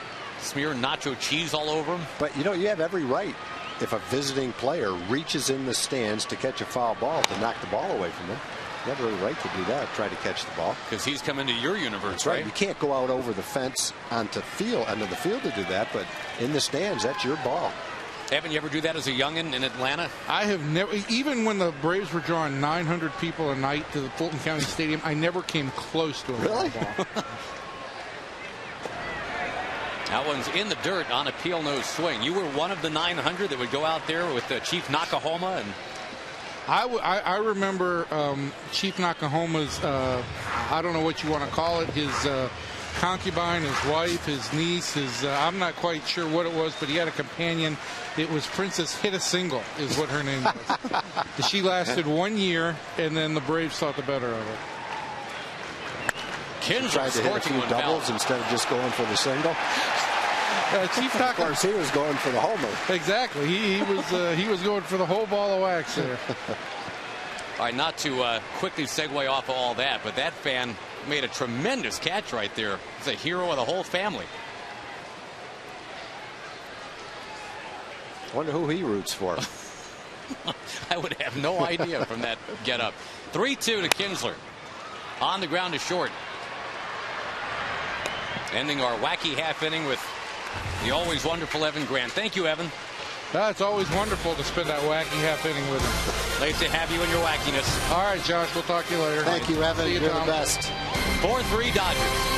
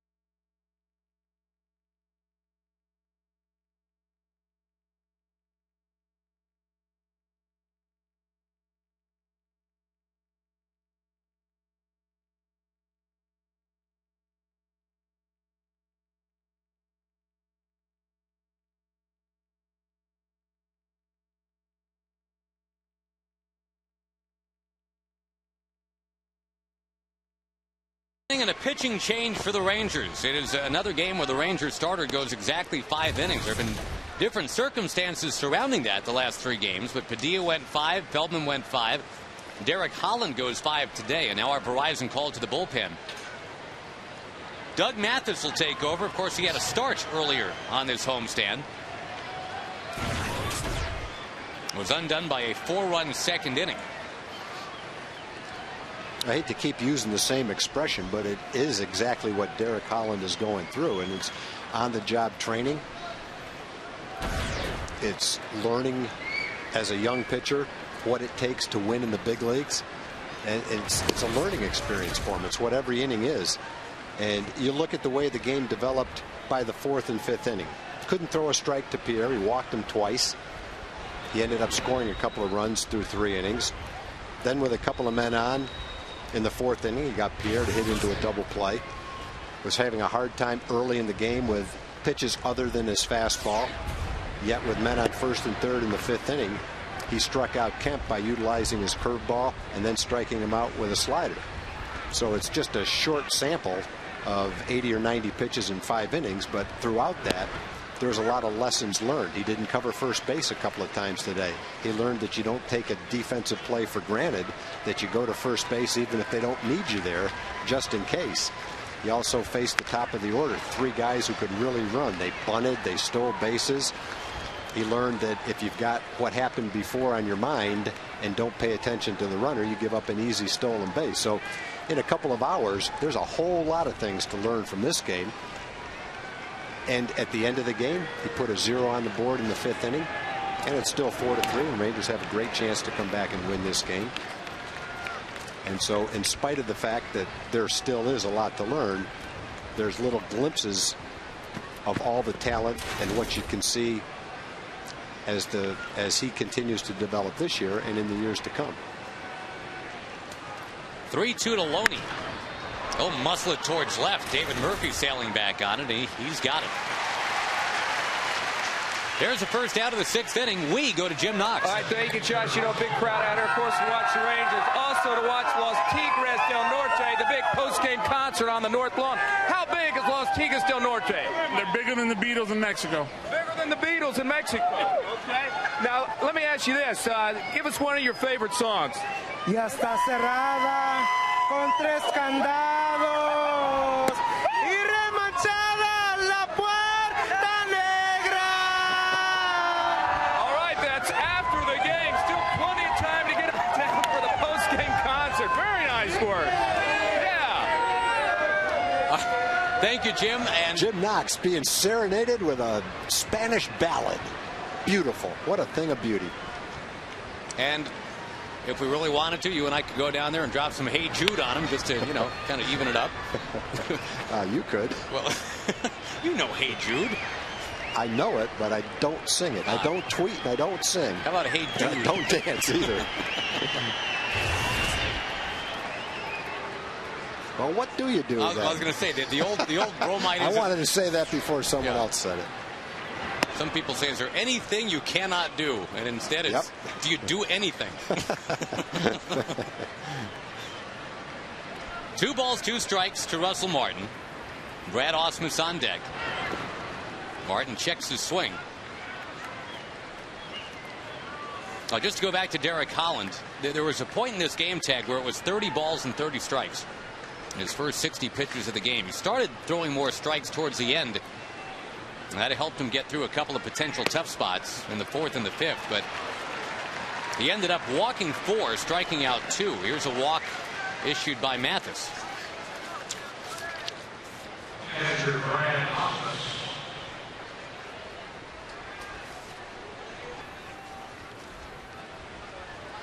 Brad Ausmus stays around because of his game calling abilities. But as he has showed today, he can still occasionally hit one in the alley. He's a 300 hitter this year.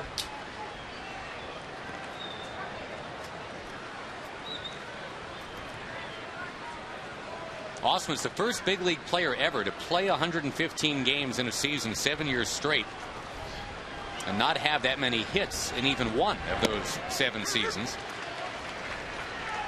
But that's the kind of dynamic you get. I mean, even the years where Ausmus was hitting 208 or 212 or whatever, wherever he was, his manager didn't care. He was doing too many other things so well. Yeah, I guess that's the bottom line. He's never had a hard time finding a job. And in fact, it'll be on his watch when he decides to hang it up. There's always going to be somebody that wants Ausmus around, but he's at that age now. His kids are 11 and 8 and 6, I believe, and he's certainly done a lot in this game.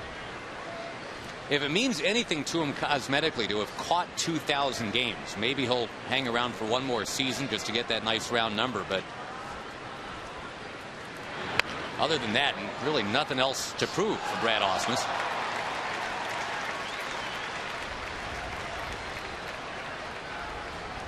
And with that dual degree in government and economics from Dartmouth, I can't imagine he's going to have a hard time finding other work.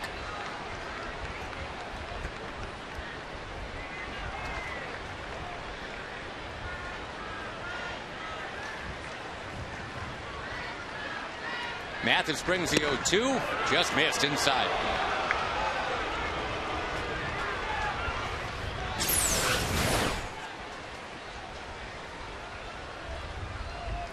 Your Steel pitch tracker. Yep, and it was inside. The movement of that pitch tailed from the inside corner to several inches inside. Trying to keep Martin close. I know he's the catcher usually. He's DHing today, but as a catcher, he runs really well. He's got 56 career steals. That's second on the all-time list in Dodger history behind Johnny Roseboro. A little half-swing foul from Ausmus. Back into the big crowd. Real nice crowd here on a Sunday afternoon. Rangers and Dodgers have averaged 37,000 a game so far. Could be about that here today. Again, the Astros come to town Tuesday night. Kevin Millwood on the mound. Inside it hit him. Well, you get one out, one quick out, then walk the 8th hitter and hit the 9th hitter, and now you've got to contend with a speedy contact hitters at the top of the lineup. Another one just kind of tailing in, and Ausmus just kind of stood there and took it. Right in the tricep.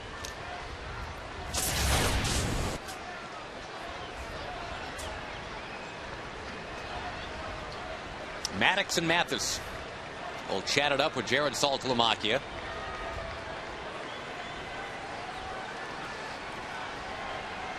And here is Juan Pierre. Check your forward leaderboard. Starting today with a .348 batting average.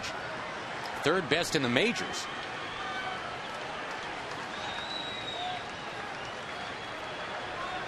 Pierre, you might remember a couple of years ago, signed on with the Chicago Cubs and did not come close to this kind of season there. In fact, at Memorial Day, he had 4 runs batted in for the entire year and was hitting around 200 at that time. He closed very well, but it was kind of too little too late. Now, the last 2.5 seasons with the Dodgers, just a huge year here in 09. Lofting it to left. Murphy backing on it. And he's got it again. Good pitch right there by Doug. Got his fastball in on the fists of Pierre. A little lazy pop-up.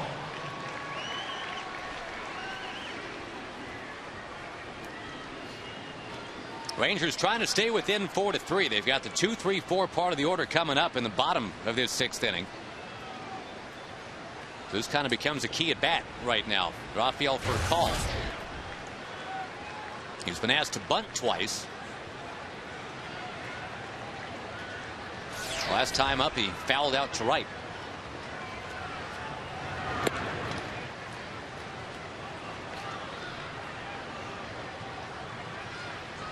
That Yankees-Mets game is a final 15-0 Yankees. That was Johan Santana that got the start for the Mets today. They lost 15-0 with Santana on the mound. A.J. Burnett bounced back from his bad start. We saw him throwing well. In fact, we faced him twice throwing well. He got bombed by the Red Sox. Bounces back today. Don't know if he pitched 9 and got the shutout, but however long he pitched, he didn't score off him. Matsui and Cano had the home runs today.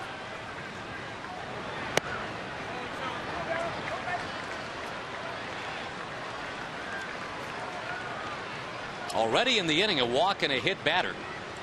And here it is, 3-0 to Furcal with Hudson on deck.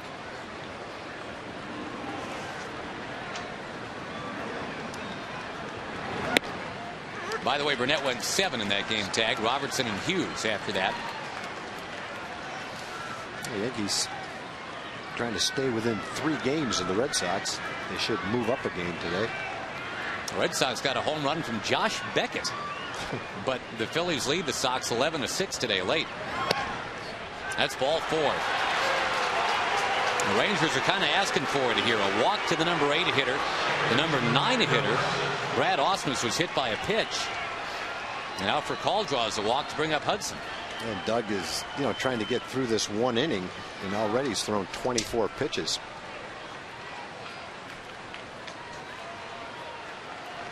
But the bottom line is keep him from scoring. He's still got a chance to do that if he can get Hudson right here.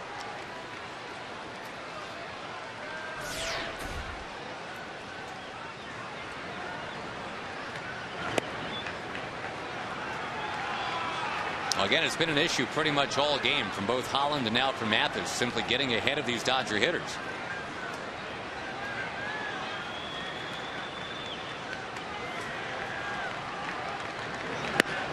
There's a strike, needed that. 1 career grand slam, by the way, for Hudson. That was off Mark Pryor at Wrigley Field.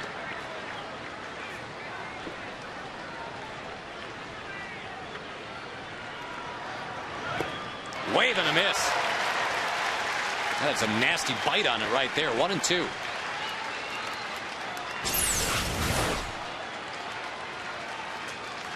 Good changeup. Doug has the pitches to be successful in the big league. He's just got to kind of get over that hump to be able to pitch the same way here that he does down in AAA. If he does that, he'd be successful. Got good pitches. Saltalamacchia with another one of those blocks on a ball in the dirt with a runner at third. Someday somebody will have that stat. WPS, wild pitches saved. And Salty will be high up on that list.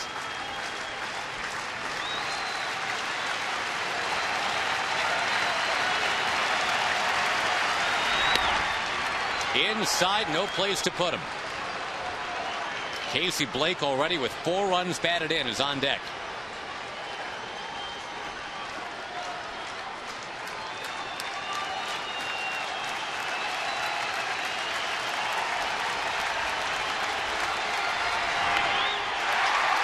A foul ball right at the plate.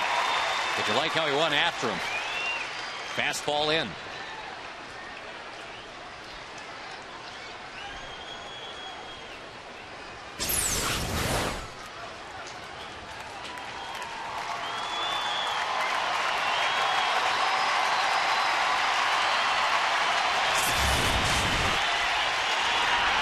He got him. He struck him out. Brought in something other than the fastball. Got him with an off-speed pitch.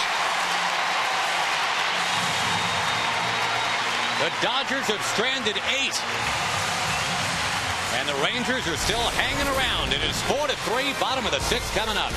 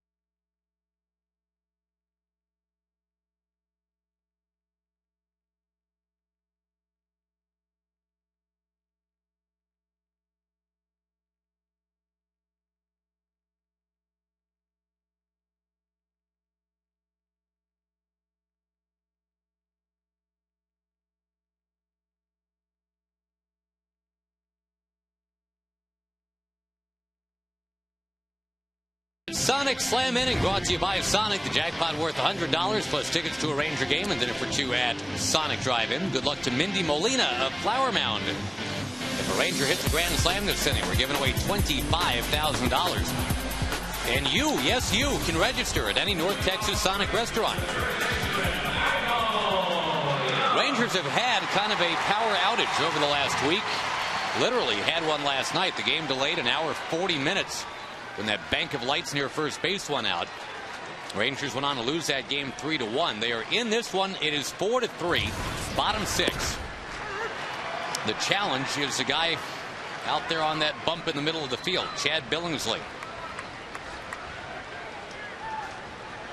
One of the top pitchers in the National League. Facing Michael Young here. Our Geico quote from Ron Washington about Michael Young.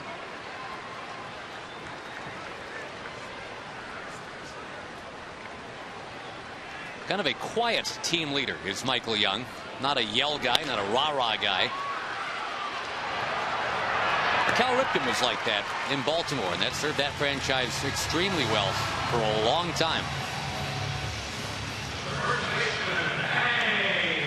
Pretty good pitch count for Billingsley. He's only thrown 71 pitches with one out in the 6th inning on a hot day. He's thrown a minimum amount of pitches today. He's only walked one batter. That was Michael, who ended up scoring in the 1st inning. Probably his highest pitch inning was the 1st inning. Got around 20 pitches or so in the 1st inning. Yeah, it came back with a couple of 1, 2, 3 innings, though, in the 2nd and the 3rd. Since Andrew Jones has hit in the 1st inning, he's only had one base runner. That was Jones's home run in the 4th inning. Jones on deck. Blaylock trying to get on ahead of him here. Again, the Rangers without Josh Hamilton. They're surviving that. Around the All-Star break is when Josh is expected back. The Rangers will have to make do without Frankie Francisco for a bit as well. He's officially headed to the DL. Of course, he hasn't pitched for 10 days anyway, so he'd be eligible to come off the DL Friday. The Rangers are thinking he'll maybe make a rehab appearance Thursday, and if that goes well, Frankie could come back by maybe this coming Saturday. It's going to be longer than that for Josh. Now, June 3rd, the last time that Frankie Francisco actually appeared in a game.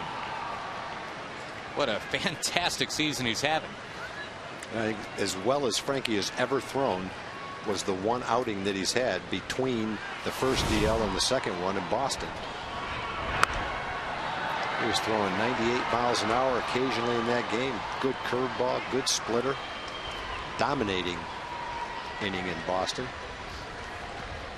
Hasn't pitched since, though. The only run he's allowed, that Adam Kennedy home run here. Well, what a pickup he's been for the A's, huh? He's been their best hitter, really. No doubt. And you mentioned it earlier with Akinori Uemura now out for the year for Tampa Bay. It was Tampa Bay that let Adam Kennedy go away. They could have used him. Yeah, as it turned out.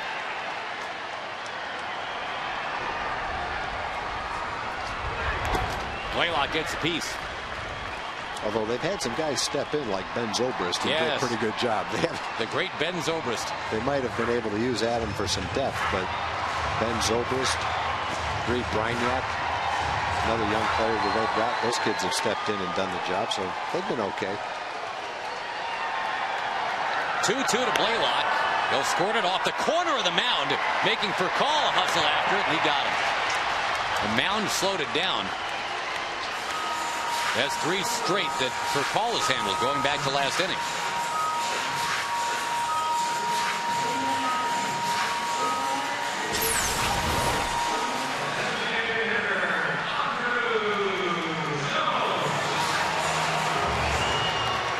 Nice play by Furcal. Good shortstop. Got a really good arm. Quick hands. Now Andrew Nice Jones. shades. Yeah, real nice shades. Andrew 2 for 2 with a homer today. Will take a strike.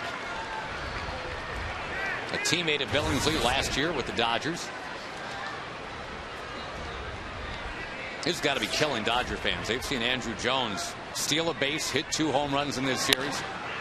Hard hit to third this time. He's hit the ball hard all 3 times up today. 9 straight retired by Billingsley since the Jones homer back in the 4th. We will go to the 7th inning today. Dodgers 4, Rangers 3.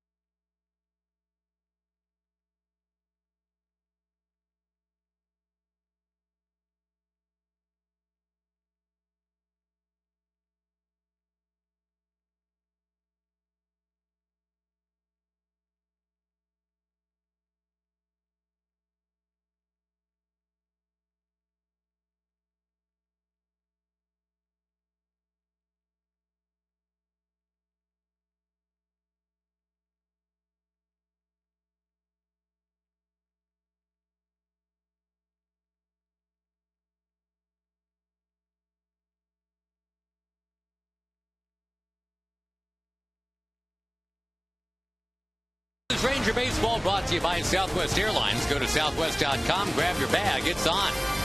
And by Steel Outdoor Power Equipment, Yard Care Solutions start at steeldealers.com. Dodgers ahead 4-3 as we go to the 7th, and we go to Jim Knox. All right, Josh, kind of looking around the stands, a progressive fan of the game. We have a few candidates here. These guys, youngsters, are from Blum, Texas. Read your sign as we go by. Hot equals Rangers, sexy equals me. Don't feel me because I'm hot. We're too sexy for our shirt. Texas is hot in both ways. Sorry, I have a hot girlfriend. All right, whose great idea was this? My mom's. Your mom, where is she? Over there. All right, Mom, come on in. You are the progressive fan of the game for decking these guys out in the Texas colors, also making the nice signs. Congratulations, tote bag, hat, and a shirt. All right, all the hard work finally pays off for the mom. Huh, Josh? 8 o'clock in the morning we got up and started, and then had a long drive. So we got here. Thank you. Well, safe travels back, and keep up the good work, Scott. Okay. Thank you, Josh. All right, thank you, Jim. And congratulations to our fans of the game. Eddie Guardado has taken over on the mound here. Following the work of Doug Mathis. Mathis came on for Derek Holland, who lasted 5 today. Eddie was a guy that had to come on after the power outage delay yesterday. He gave up a leadoff hit to Juan Pierre, gave up a double to Orlando Hudson in that inning. Veteran presence out of that Ranger bullpen. Blake wallops it fair past a diving Michael Young. But what an afternoon for Casey Blake. Already 4 runs batted in and now a leadoff double.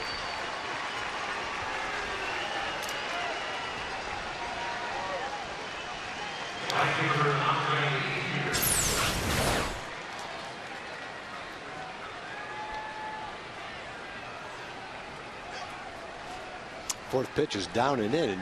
Nice job of hitting by Blake. Many times a right-hand hitter will pull that ball foul as far inside as it was on the inside corner. But Blake really swinging the bat well today. Hit the ball well every time up. Sacrifice fly, home run, line shot right at the second baseman. And now a hard hit double down the line. Love to find a way to get Ethier here without the runner advancing from second to third. Ethier's a power threat. He's got 11 homers. Although 10 of those, strangely, have been at Dodger Stadium, which that is strange. Yeah, that's not a home run hitter's park, though it is his home park.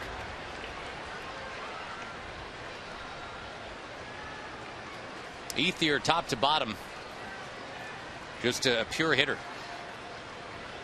Line drive hitter usually. Eddie Guardado's not impressed.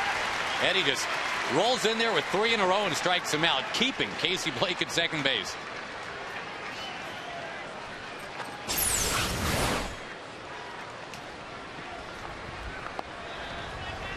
Center fielder Matt Kemp.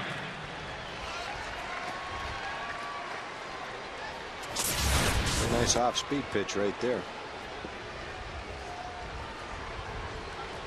And now Matt Kemp. He's the guy that changed the game yesterday with a 2-run home run in the 7th inning.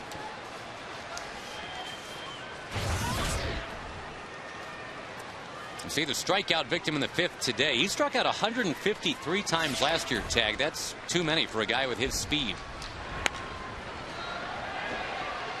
He stole 35 bases last year, but his on-base percentage was only about .340. This was Kemp last night off Jason Grilli.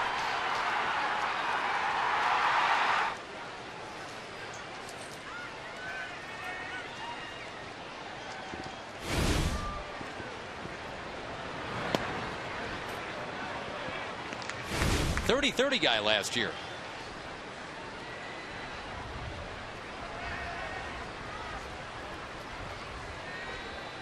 Midwest City, Oklahoma native.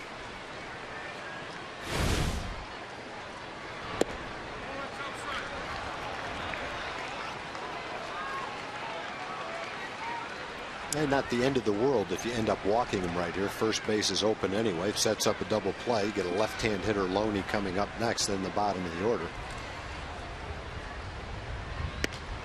That bottom of the order has been dangerous though today. Yeah, because of the walk and the hit batter. Yeah. Well, I'm looking at the bottom third of the order, and it's 3, 4, 5 times on base for Loney, Martin, and Ausmus.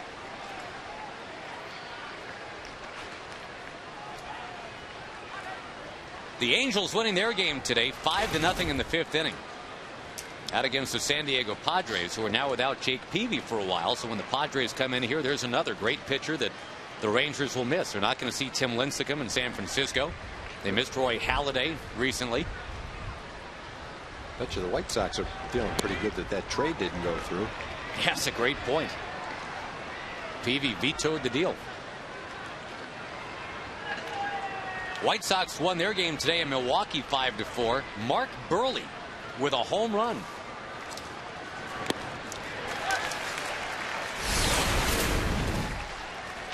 Now, Halladay day to day.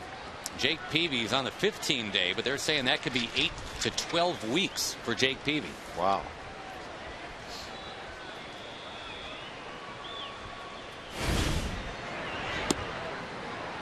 Two and one the count to Loney. So you got Mark Burley and Josh Beckett with home runs today. Interleague play is a beautiful thing. Guardado slings it in there, gets a foul tip strike. Squares the count at 2-2.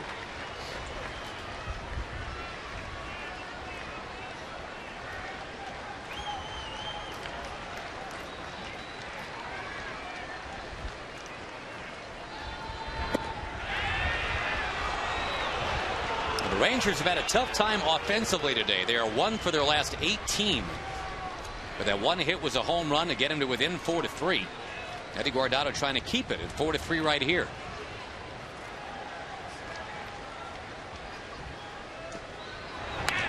Fouled back.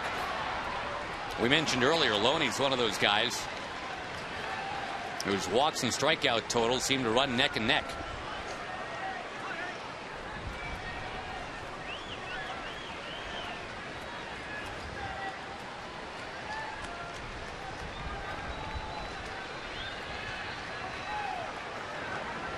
Guardado brings it, and another foul ball. The Dodgers have turned into kind of the Cleveland Indians of the National League here when it comes to foul balls. They're just raining them all over the ballpark.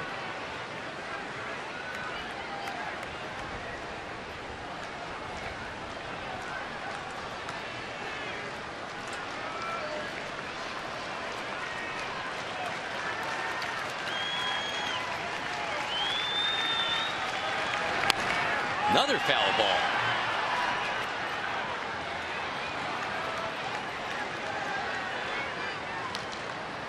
Again, the Angels are winning today. The A's are losing. The Mariners are getting crushed by the Rockies, 7-1 in the 6th. Rockies trying to make it 11 wins in a row.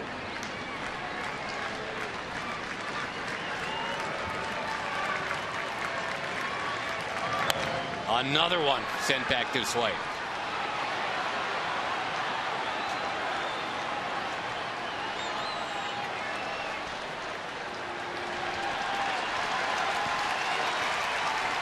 A 10th pitch will be needed to dispose of Loney. Well, Doug threw about 30 pitches last inning, and Eddie right now with 1 out at 21 pitches. So Dodgers seeing a lot of pitches from the Ranger relievers. Darren O'Day getting ready in the bullpen. Hammered in a right base hit. Loney wins out. Nelly Cruz is up with it. Nelly is firing towards home plate. It's cut off by Blaylock. The run is in. Blaylock all the way across from first base to third base to make that tag. And holding at first the whole time is James Loney. 5-3 Dodgers, though. That's an at-bat similar to the one that Casey Blake had earlier in the game, where he fouled off a number of fastballs, fought off the fastballs really, and then got one he could handle and hit a 3-run homer. Loney doing the same thing, fouled off a lot of pitches away and then got one he could handle and ripped it into right field.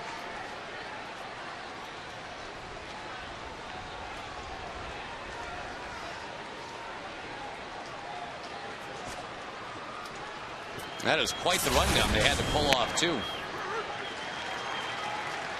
The old 93563. The California zip code.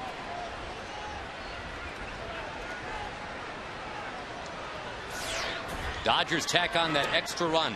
It is 5-3, 2 down now, top 7.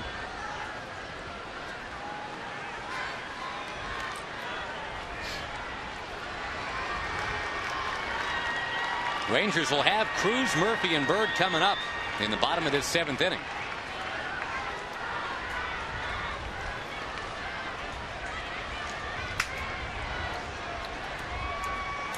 A game that Derek Holland started. He lasted 5 innings, walked 4, struck out 2. His nemesis was Casey Blake. 4 runs batted in.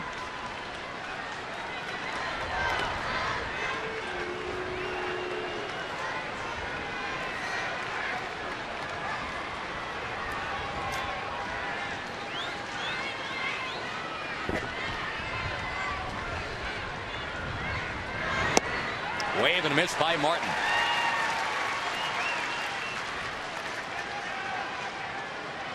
Well, the Rangers with only 21 runs scored now in their last 8 games, including today.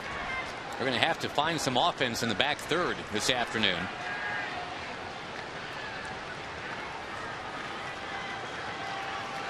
Runner goes, and that one walloped into left. Loney heading to third. Murphy firing towards third. It's too late. Runners at the corners, and this long inning continues for Eddie Guardado.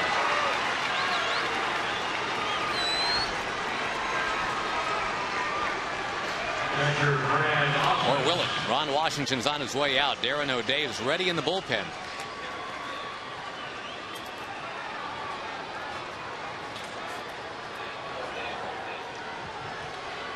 Now starting with the Casey Blake at bat. The Dodgers just kind of served notice this inning. They really made Eddie Guardado work out there. O'Day is heading in as we head to break. 5-3 Dodgers today on Fox Sports Southwest.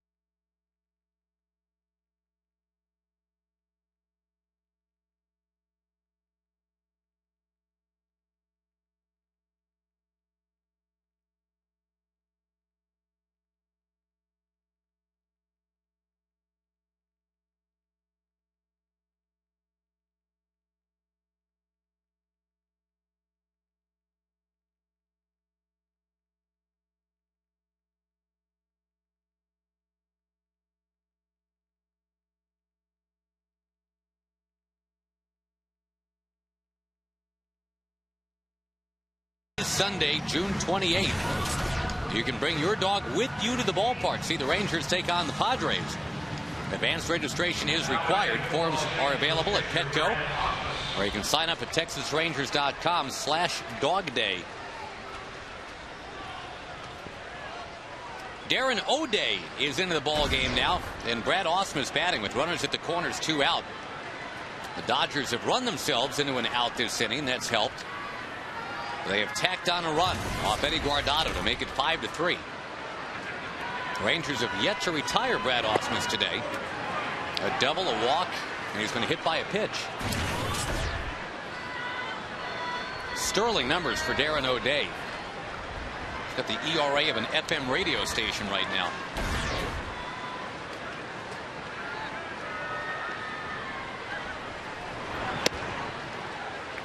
Boy, and even Darren O'Day has been 2-0. It's just one of those days today where the Rangers are having a tough time getting ahead. It has led to a long, kind of languishing afternoon at the ballpark today.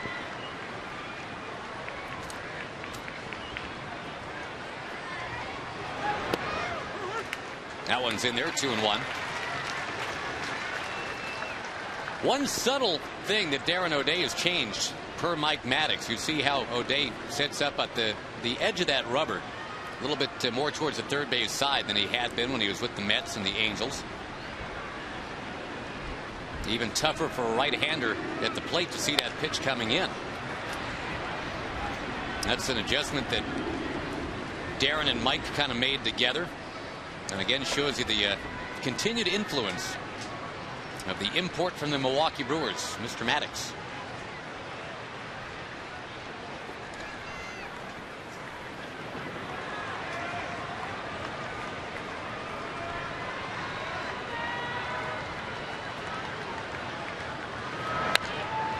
Little bloop right field.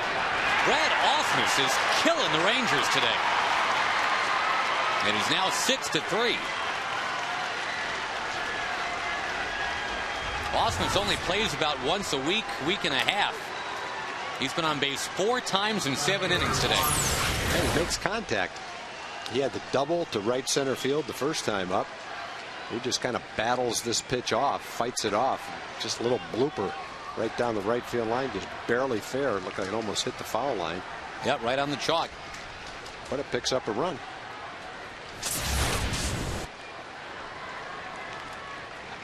Both runs in the inning charged against Guardado.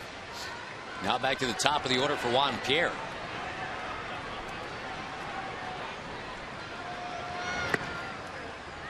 The Rangers have needed 61 pitches to get their last 5 outs. And with that stated, it's actually pretty nice that only 2 runs have scored during that time.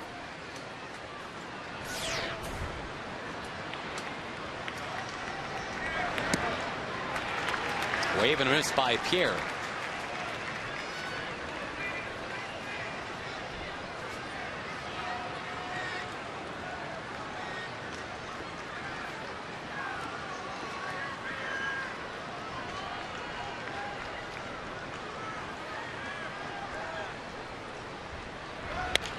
In on the hands, and Blaylock will go get it. Finally, the Rangers and the Dodgers have arrived at the 7th inning stretch. The Dodgers have a 6-3 lead. We're going to keep it right here on a very warm Sunday afternoon. The singing of God Bless America taking place here at the ballpark in just a moment. We pause to honor America and the men and women of our armed services who are serving the country both at home and abroad. Today, the McElry sisters honor America with the singing of God Bless America. God bless America, land that I love. Stand beside her and guide her through the night with the light from above. From the mountains to the prairies, to the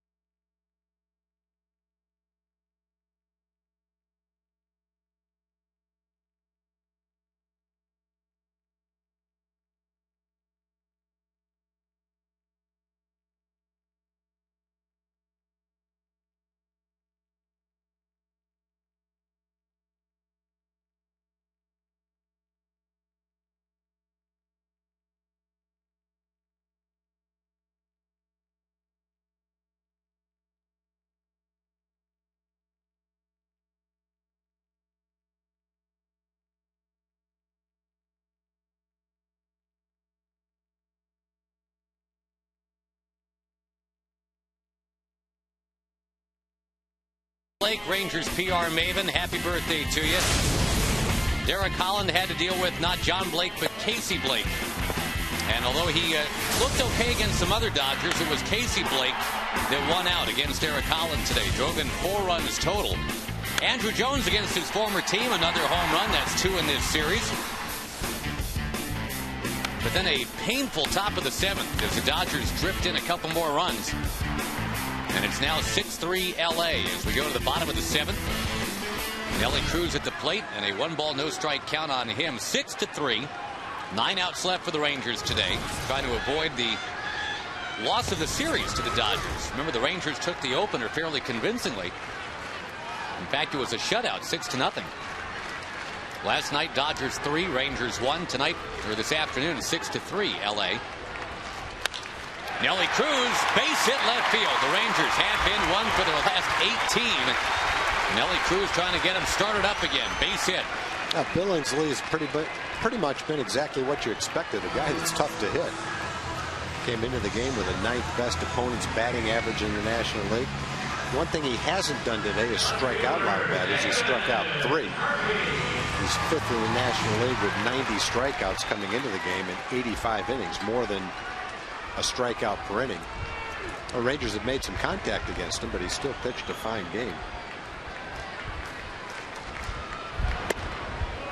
Murphy takes ball 1. Billingsley was actually on his way to being a very good football quarterback before rupturing his spleen one day in practice in high school. He decided quite correctly there's a better chance of not injuring your spleen by throwing a baseball as opposed to getting steamrolled by a linebacker. Probably a better chance of being an excellent major league pitcher at 6'1" or 6'2" than he would have had at being a quarterback. Yep. Could have been a pretty good college quarterback, maybe. Possibly. He's going to go play baseball at the University of South Carolina had he not signed. Check your Firestone in-game box score. The Rangers batting in the bottom of the 7th. Bouncing ball. Murphy hits it to Hudson. And for call, got him at first. The double play. The Rangers don't hit into many. But Murphy hits into one right there. 2 down.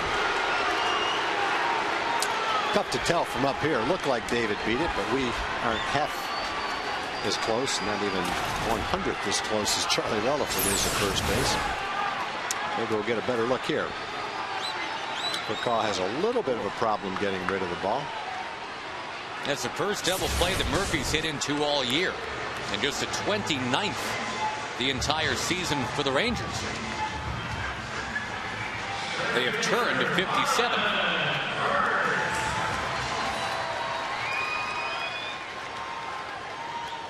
Billingsley's gone at least 7 innings in 7 of his 13 starts. How consistent has he been? 3 earned runs or less in 12 of his 13 starts, and the other one, I think it was 4.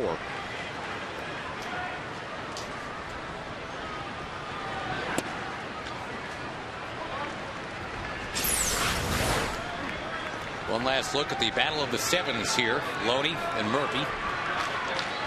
Is that close?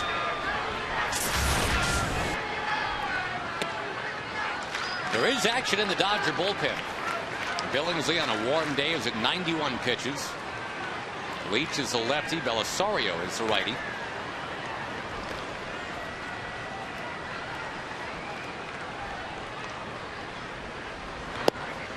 That's a strike to Marlon Byrd.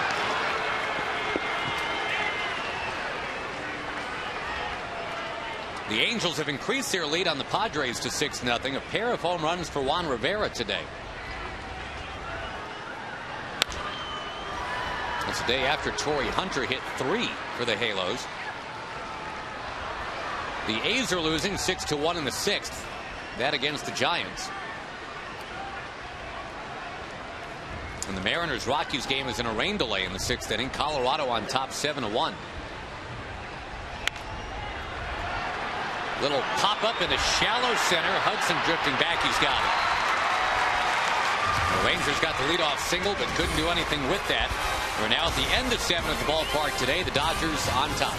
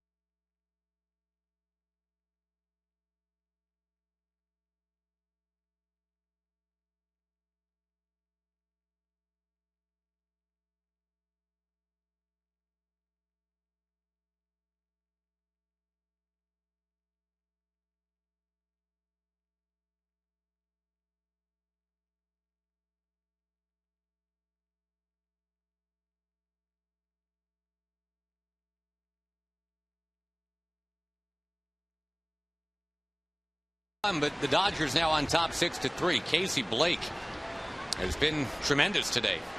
Actually has 4 runs batted in, including that big 3-run home run. Brad Ausmus at the bottom of the order, on base 4 times and has caught a good game. Chad Billingsley has gone 7, has allowed just 4 hits. And out of the University of Florida, Darren O'Day will begin things here. He ended the 7th inning. Now we'll start the 8th against Rafael Furcal. Now the Rangers obviously have a little bit of work to do in a short amount of time. Otherwise, it's going to be a 2-1 series win for the Dodgers. A little bit of a scoring breakthrough for LA today. They've been kind of offensively challenged of late, like the Rangers. One thing that's helped, I guess, today, Tag, the Dodgers have stranded 10. The Rangers have only stranded 1. Well, you mentioned it last inning. He'd retired 17 out of 18 before Nelly Cruz singled, and then he was erased on a double play. So the Rangers have not had a lot of base runners since the first inning. Hitters just don't get really good swings at Darren this year as he's been a Ranger. Left-hand hitters you would think would have a little bit of an advantage, and they do. They hit 40 points higher than right-hand hitters, but that's still 188, so it's not that high. Not much of a swing right there for Furcal. Pops it just beneath us. And again, the Darren O'Day story is really cool. I mean, it's a guy that walked on at Florida after a second attempt at doing so. He was told, "Scram, kid, you bother me," basically the first time. Was pitching in, as he describes it, a weekend beer league. That's where he developed the drop-down sidearm style and rolled that out there to take 2 of the walk-on attempt. And the Gators decided, well, yeah, maybe he's got a little something. All right. Well, if you're a pitcher really at any level and you're struggling to be successful at that level and move to the next level, it's worth a try, because you don't have to throw that hard from that angle. Darren is anywhere from 84 to 86, occasionally a little higher, but mostly 84, 85. Strike 3 in there to Furcal. He's got really good command of his pitches. He can throw them pretty much wherever he wants. 1 out, Hudson coming up. And let's go to Dana Larson on the set of Rangers Live. Hello, Dana. Well, back by popular demand, Evan Grant will join me after the game. We'll discuss further the details of Frankie Francisco's trip to the disabled list, plus the Lone Star Series renewed. We look ahead to the Houston Astros, the silver boot on the line. So join me, Evan, and his bowling shirt right after the game, guys. Thank you very much, Dana. Hudson with a towering drive into center. Marlon Byrd loping under it. He's got it. Yeah, Evan, you know, he might be able to develop his own line of Evan Grant bowling shirts if he's not careful here. Those are starting to catch on. Yeah, when they make Kingpin 2, he can appear in it, too. The Munson line. Be Munson wear. The older lady in that show is looking for a boyfriend, I think. Wow, do I have no comment. I'm not recommending that movie if anyone goes and watches it and said, why did you say that movie? And why that scene? I'm not recommending it at all. So if you go watch it and you see that scene, do not blame me. Tom Greaves said I should, you know, I had to go do that.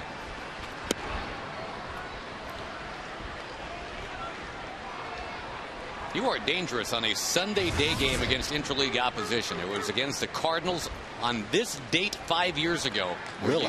You trotted that out about foul ball etiquette, and then you ended up on 20 different national interview shows after that. So happy anniversary. Jackie Gleason used to say, me and my big mouth.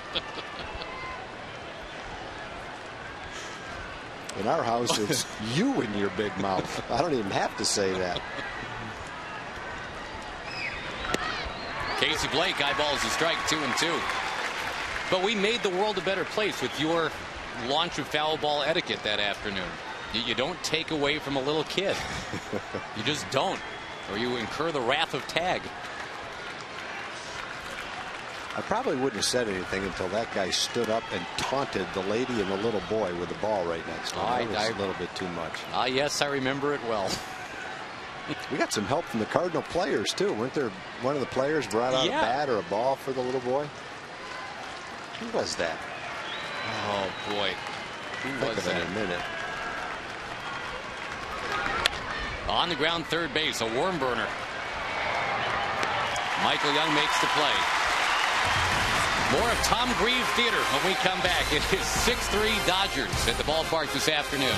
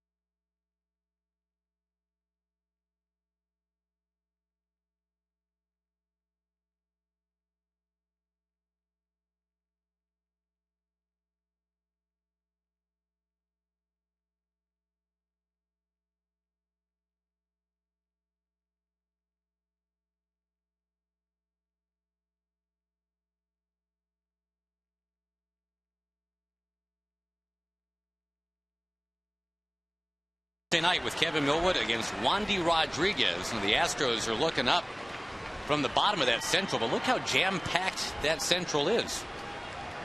I mean, yeah, they're in last place, but they're 4.5 games out of first. Well, you watch this kid pitch, you would have no idea that he's 24 years old. He really knows how to pitch. He's really got good stuff.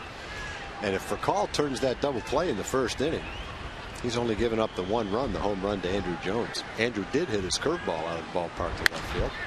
Now a little bloop from Saltalamacchia finds safe harbor in center field. The Rangers needing to get going. And Saltalamacchia is aboard. We were talking about the Astros tag, and indeed they're coming in Tuesday, Wednesday, Thursday. Lance Berkman just hit career home run number 300. Miguel Tejada just got career base hit number 2,000. And in come the Astros starting Tuesday night. Out to the mound goes Joe Torre here.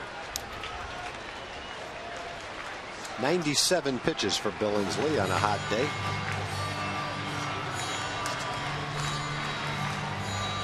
Troncoso and Leach are both ready in the bullpen. And the big guy from Defiance, Ohio is done. Troncoso is going to come in.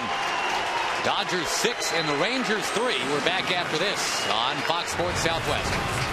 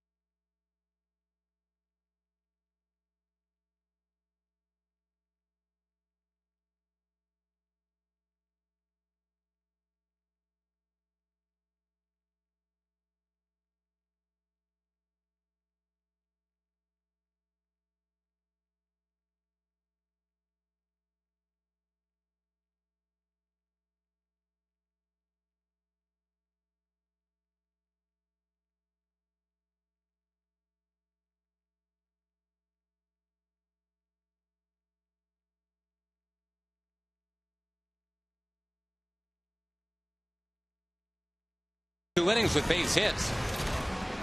Chad Billingsley ends up with 7+ in the books today. And it's a low strikeout total for him. But bottom line is he's got a 6-3 lead right now. The Rangers need to get to that Dodger bullpen, which has been outstanding all year. We saw that up close last night. Belisario, Troncoso, Broxton. Collectively outstanding. And here's Troncoso, who has not allowed a home run yet all season. He's been in 27 games. Well, if the Dodgers hang on and win, Billingsley will win his 9th game. He was 16-10 last year. He's got a chance to win more than that this year for sure. His strikeouts were down a little bit today. So were his walks. He only walked 1 batter. Crowd of 36,343 here to watch it today. Elvis Andrus looking at strike 1. You've got Kinsler on deck.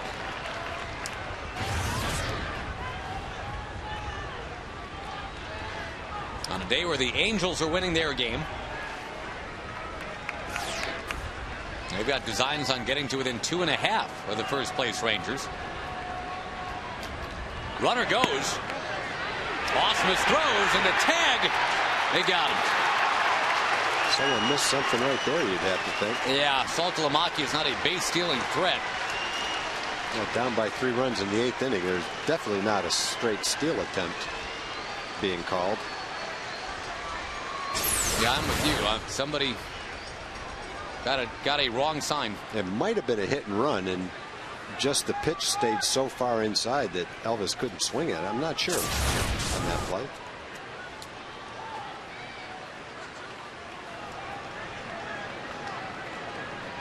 Well, that's too bad. The Rangers had the leadoff man on last inning, and Murphy hit into his first double play all year.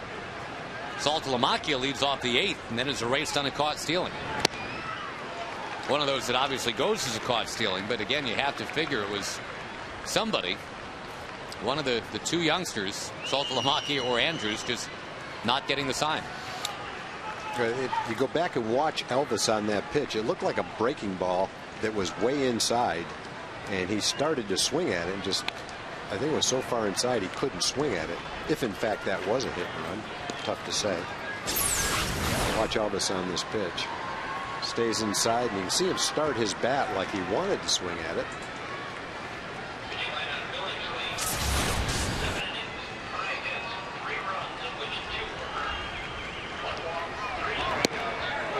That one is on the inside edge. Struck him out.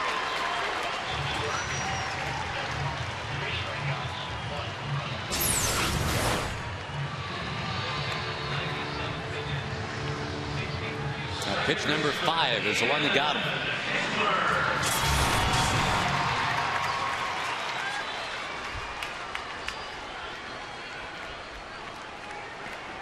So Billingsley trying to join Jason Marquis as the only other 9-game winner in the National League.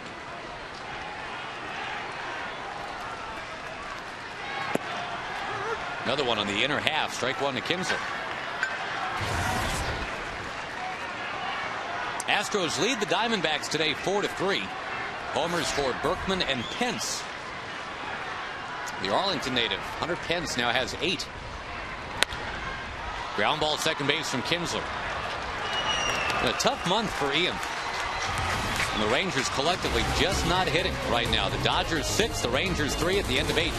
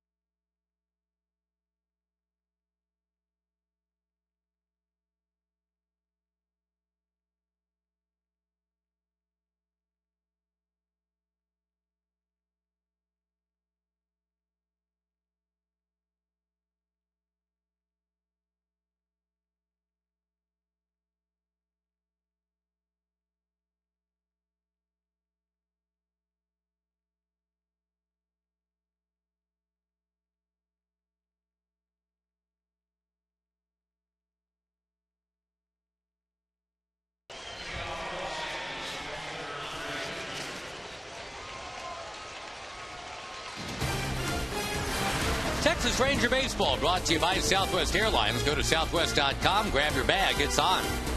By Romano's Macaroni Grill. By Progressive. For a money-saving car insurance quote, call 1-800-PROGRESSIVE. And by your Texas Ford dealers. Check out the all-new F-150 and drive one. Ford is the best in Texas. Underway in the ninth with C.J. Wilson on the mound. The Rangers have cycled through 5 pitchers today. Don't forget there's an off day tomorrow, so time for everybody to kind of recharge their batteries. Derek Holland started and went 5. Now this other lefty, C.J. Wilson, expected to pitch the 9th. Keep it at 6-3 if you can. Wilson, who grew up a big-time Dodger fan in the L.A. area, getting a chance to get into his 28th game of the year. Got to face Andre Ethier, then Matt Kemp, and James Loney. CJ's had some good stuff, boy, about his last 20 appearances. He hit up the home run to Melky Cabrera. Kind of a pop-up, really, to left field. Other than that, he's been dominating in most of his outings. Fastball now is pretty consistently 94, 95-ish. Got good off-speed pitches to go along with it. His command's getting better and better. Throwing fewer pitches, throwing more strikes. When he does that, pretty tough to contend with. Frustrating in New York. I mean, he was handling the Teixeiras and the A-Rods, but yeah, Melky Cabrera just kind of twisted that one over the wall. You see they're trying to make a little controversy with Mark Teixeira and Twitter, of all things? No. Tex responded to apparently a Twitter by John Henry, the Red Sox owner. He's twittering now, Tex. John Henry is twittering. If John Henry can do it, you can do it. But anyway, apparently John Henry sent out a tweet after the Red Sox came back and beat the Yankees. And it was a tweet that said it's the MT curse, the Mark Teixeira curse. He decided to sign with the Yankees and not the Red Sox. And one of the wise guy reporters took that to Mark Teixeira, who is simply not amused. He said, I don't want to get into it with a 70-year-old man. Well, John Henry's 59, but, you know, we're splitting hairs. But he basically, you know, texted, and I give him credit. He said, look, I signed for the most money. That's what I did, and it's my right to do that. And absolutely. There's no curse. I've got a lot more respect for the player that says that than the one that says it's not about the money. He said, you know, the Red Sox made an offer. The Yankees made an offer. I respect the Red Sox. I got nothing against them. But there's no curse of Mark Teixeira. And I mean, he basically called out John Henry. So I thought pretty cool. Or at least pretty good talk radio. When you come right down to it, there is no such thing as a curse to most people. No, Red Sox fans, yeah. The curse of, who was it? The curse of Babe Ruth, the curse of the GOAT. Cubs fans cling to that it's the curse of the Billy Goat. And for years it was the curse of the Bambino. That's why the Red Sox couldn't win. I'm with you. If you pitch and you hit in the clutch, there is no ghost of Babe Ruth. There is no GOAT on this planet that can keep you from your appointed rounds. A lot of times people will get upset with a player because he signs for the most money. Yet in a lot of cases, all of us would take a different job, go to a different city.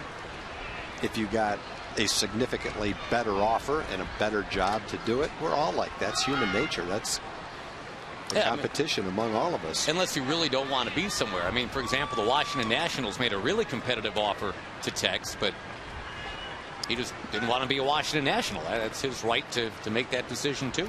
Yeah, you have that right, even if they offer more money. In that case, I don't think Washington offered more money than the Yankees. The Yankee offer was the highest offer. But if that's what motivates you, the highest contract, the biggest dollar amount, and you're a free agent, you have absolutely every right to do that. And no one should hold it against you. Kemp was off and running on that last one. I think Mike Hampton learned a lesson about that when he pumped up the school systems in Denver as the overriding reason for why he signed with the Rockies. I don't care if it's Harvard. I mean, that's, you know, the bottom line was, he got a great contract off it. So just say it. I really don't think that's offensive at all.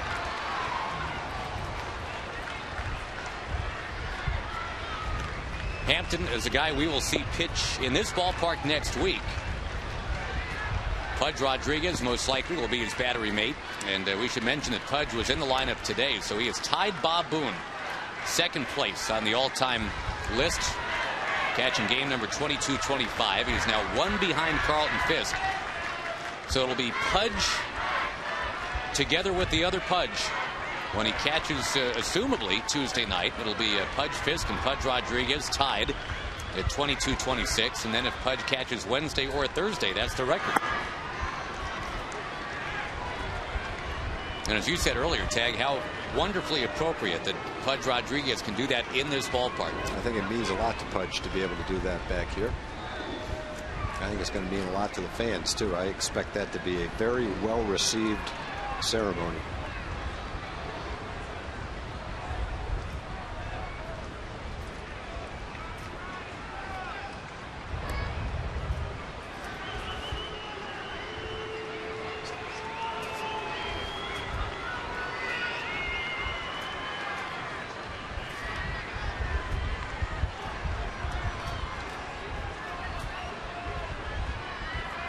Again, the runner goes. Saltalamacchia stands and fires. It is too late. A pretty good jump. Matt Kemp steals the base. We talked about him early in this series, Tag. For a big guy, he runs really well. And the Dodgers have not been shy stealing bases in this series. He's a big guy. He can run the bases. He can play center field, too.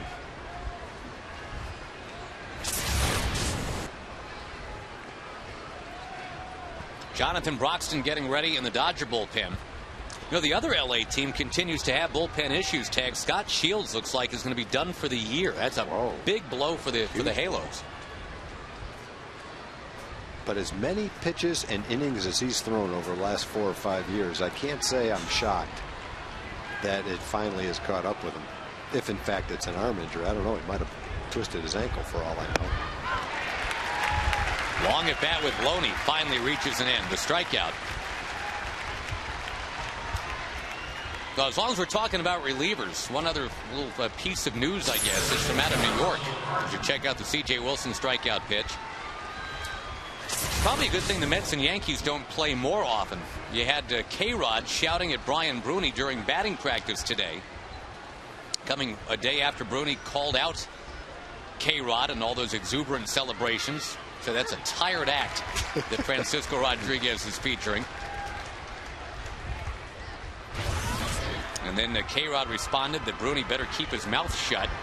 Anyway, apparently today, those two guys had to be separated before the game even started. That ball clubbed into center field. Marlon Byrd racing back on it. He's there. He's got it. Now the Rangers will need to go to work against that Dodger bullpen in a hurry. 6-3 LA.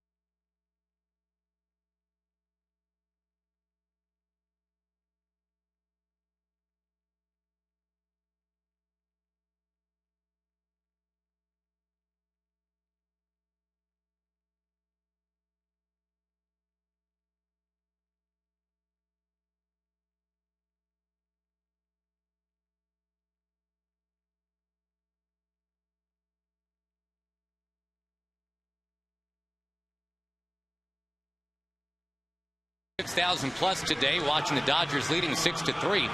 And a reminder that baseball's biggest stars go head-to-head at the All-Star Game in St. Louis Tuesday, July 14th for the coverage on Fox. 294-pound closer Jonathan Broxton takes over for the Dodgers. He will face Michael Young, big-time Dodger fan growing up. That's a whole lot of pitcher right there. Broxton 6-0, 15 saves. The Augusta, Georgia native. And I don't know if he's a guy that they'd let on the course, frankly. He's just a big, snarling, nasty, flame-throwing right-hander. Proud of that. He goes right at Young, Blaylock, and Jones in the bottom of inning 9. Michael Young goes after Broxton. Line drive, left center base hit. First pitch swinging. Michael had been 2 for his last 24, and against one of the elite closers in baseball, solid line drive single.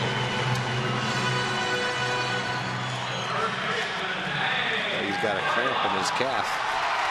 Well, Broxton, coming into the game last night, had given up 10 hits in 30 innings. So he's about as tough to hit as any pitcher in baseball.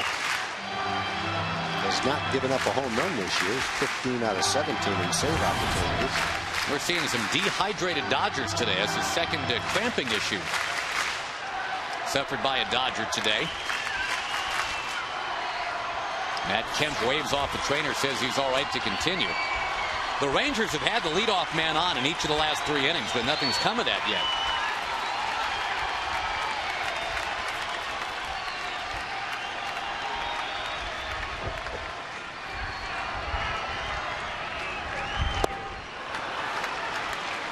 Not the fastball quite yet for Blaylock, although I'm sure that's coming at some point.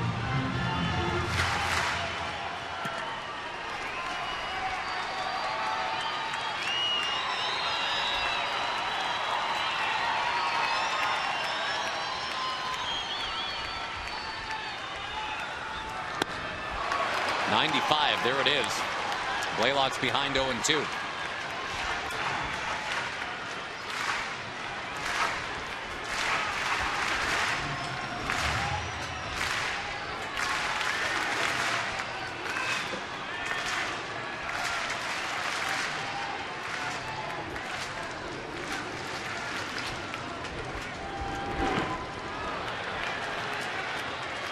On appeal, no swing. Well, the Dodgers are tough, boy. I mean, the Rangers, as great a year as they've had, they're 9 games over 500 of the Rangers.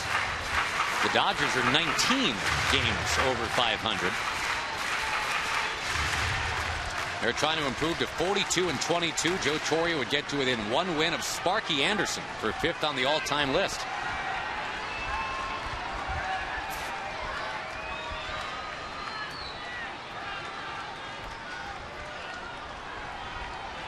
Broxton deals the 1-2, and he strikes out Blaylock.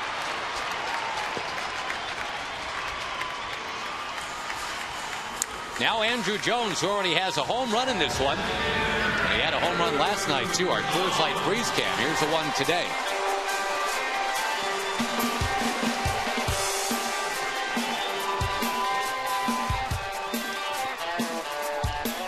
Three homers all year for the Dodgers a season ago, and now in the stretch of not even 24 hours, he's hit 2 against them.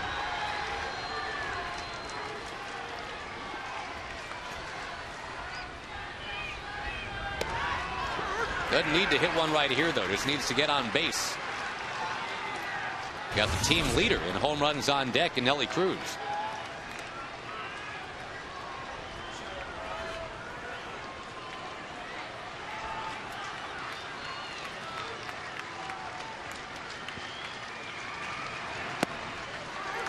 Broxton once again gets ahead. I think that's been a big difference today, Tag. The Dodger pitchers have been getting ahead of the Rangers.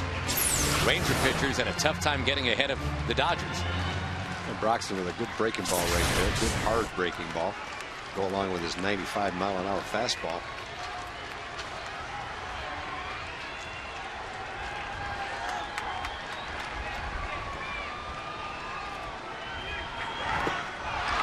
swave and a miss at one down in the dirt. The only inning where the Rangers have scored when getting the leadoff man on was when the leadoff man homered. That was Jones in the fourth. With a puff of that chalk dust coming up in the air. That is out number 2 in the inning.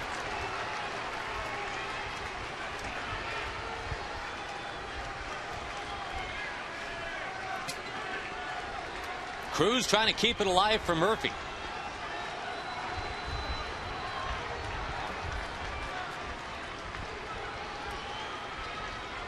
Young goes, and no throw. He'll just trot into second base.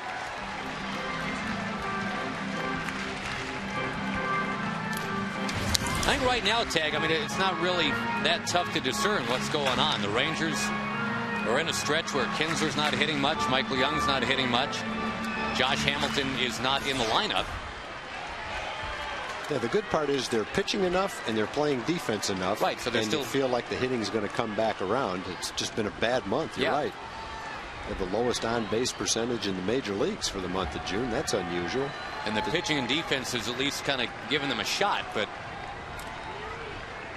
they are kind of waiting for the big guns to start shooting again. Even Nelly Cruz has been slumping a bit. He's 5 for his last 34. I think you won't worry if you can say the pitching will stay solid. You know the defense is going to stay solid. Guys don't forget how to play defense.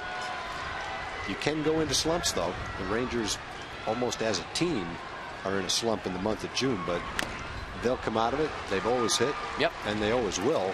So as long as you have confidence in the pitching and the defense, you definitely have confidence that the hitting's going to come around. I'd much rather have it this way. Remember last July, they had that month where the hitting was fine the whole month, but the team ERA was close to 7.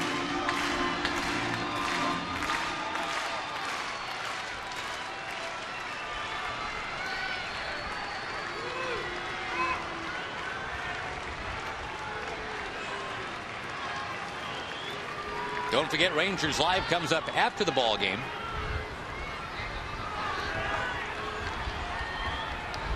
Rangers have been held to 6 hits today.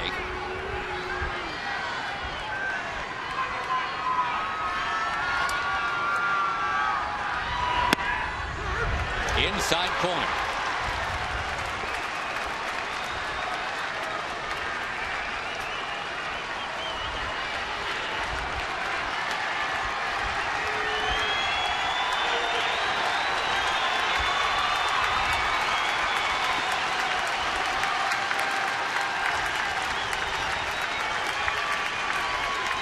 Big closer for the Dodgers, Jonathan Broxton brings it and strikes out Nelly Cruz to end the ball game.